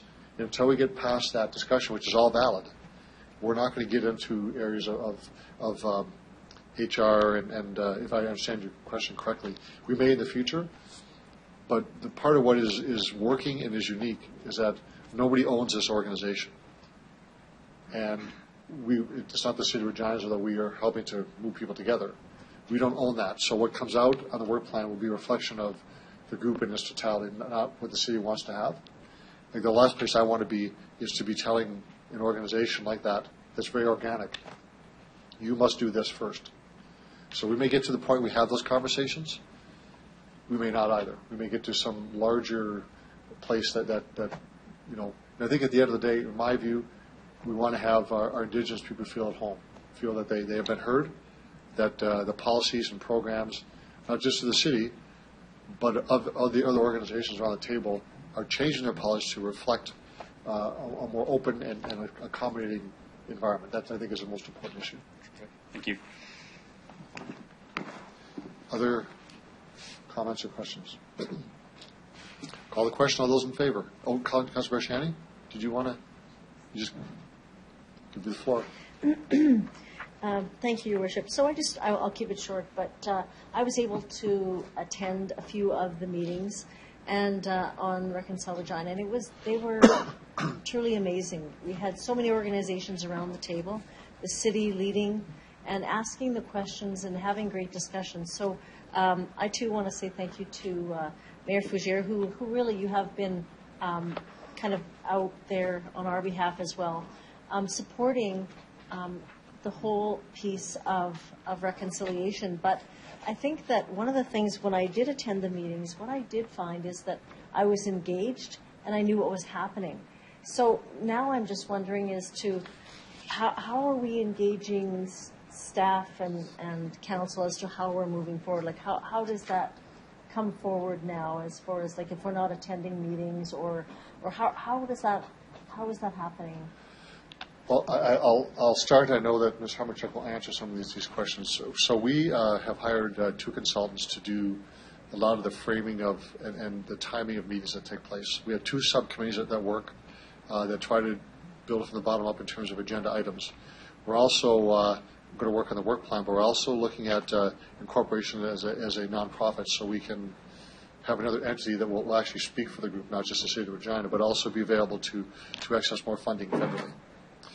So this is an organic process. We haven't checked in for a little while in terms of the consultant and our subcommittees, but we will be having a meeting, and Ms. Harmachuk, if you could just sort of give a details to when the next meetings will be to take place. Ms. Harmachuk? Through your worship. We will be having more community champion meetings and subcommittee meetings, so council will continue to be invited and engage in those conversations. We will. The purpose of incorporation is to turn Reconciliation Regina from what is now a Regina facilitated organization to a truly community-led body. Once we have a board of directors, they will, further direct us to have whether it's more community events, et cetera, et cetera. So our council members will always be invited and up to date on what's happening. Good. Thank you so much. Thank you, Councilor Barshani. No further discussion. I'll call the question. All those in favor? Opposed? Carried. We have a notice of motion. Councilor Stevens. Just for the sake of brevity here, I know we're working against a power outage. I'll just read the resolution. The Community Investment Grant Program budget be increased to meet growing demand and subsequently indexed to inflation, and that this be considered in the 2019 budget development process. Thank you for that. No discussion, just notice of that. We now have a bylaw related report. Executive Committee, Councilor Flagel. CR 18-54, and it's all of this. So there's 3 pages for it to be read. Council approve amendments to Schedule A of the Regina Administration Bylaws, bylaw number 2003-69, and all the following bylaws that I don't think I need to read because we've gone through this. But the main one, that the total reserve transfer of $5.987 million as described below be approved. Transfer from $4.61 million from the Winter Road Maintenance Reserve as follows. Number 1, or I, $2.8 million to the Social Development Reserve, $1.8 million to the General Fund Reserve, transfer $777,000 from the asphalt plant reserve to the asset revitalization reserve, transfer $520,000 from the pest management reserve to the general fund, and also that the transfer to the social development reserve extinguish the outstanding internal obligation of $2.8 million owed to the social development reserve. So, all in all, there's a whole bunch of money moving around. There's a few places stopping. There's a couple reserves closing and opening. I don't know. There's a whole bunch of things. So, we could go on this, but anyway, I'm looking for approval on this. How about we look for seconder too? Seconder for the Seconder as well. Councilor Bryce. Okay. So I know we have a few minutes. I don't want to stretch out too far, but do the administration have any comments on the report itself? The overall purpose of it is to update our reserves to make them more transparent. Yes, Mr. through you, Your Worship. Yes, this reserve review was undertaken as the last time the policy and the bylaws, I think, were reviewed was back in 2011. Since then, we've had the OCP come along, as well as a number of other plans, a number of master plans. So it was an opportunity and an appropriate time for us to review our reserve policies, ensure that we are following best practices, as reserves are a key component to the long-term financial sustainability of the city. So very important to review our policy, and the recommendations reflect the outcome of that review. Any further discussion on the report? Call the question. All those in favor? Opposed? Carried. Now we have the bylaw. Councilor Flagel. Bylaw 2018-23. Moved by myself, seconded by Councilor Murray, that bylaw 2008-23 be introduced and read the first time. All those in favor? Opposed? That's carried. Moved by myself, seconded by Councilor Bresciani, that bylaw 2008-23 be read a second time. Any discussion? All those in favor? Opposed? That's carried. Moved by myself, seconded by Councilor Young, that Council hereby consent to bylaw 2008-28 going to a third reading at this meeting. All those in favor? Opposed? That's carried unanimously. Moved by myself, seconded by Councilor Findura, that bylaw 2008-23 be read a third time. All those in favor? Opposed? That's carried. Thank you, Councilor Flagel. And motion to adjourn. Councilor Price, seconded by Councilor Murray. All those in favor? Opposed? Carried. Thank you very much, everyone, and have a great evening.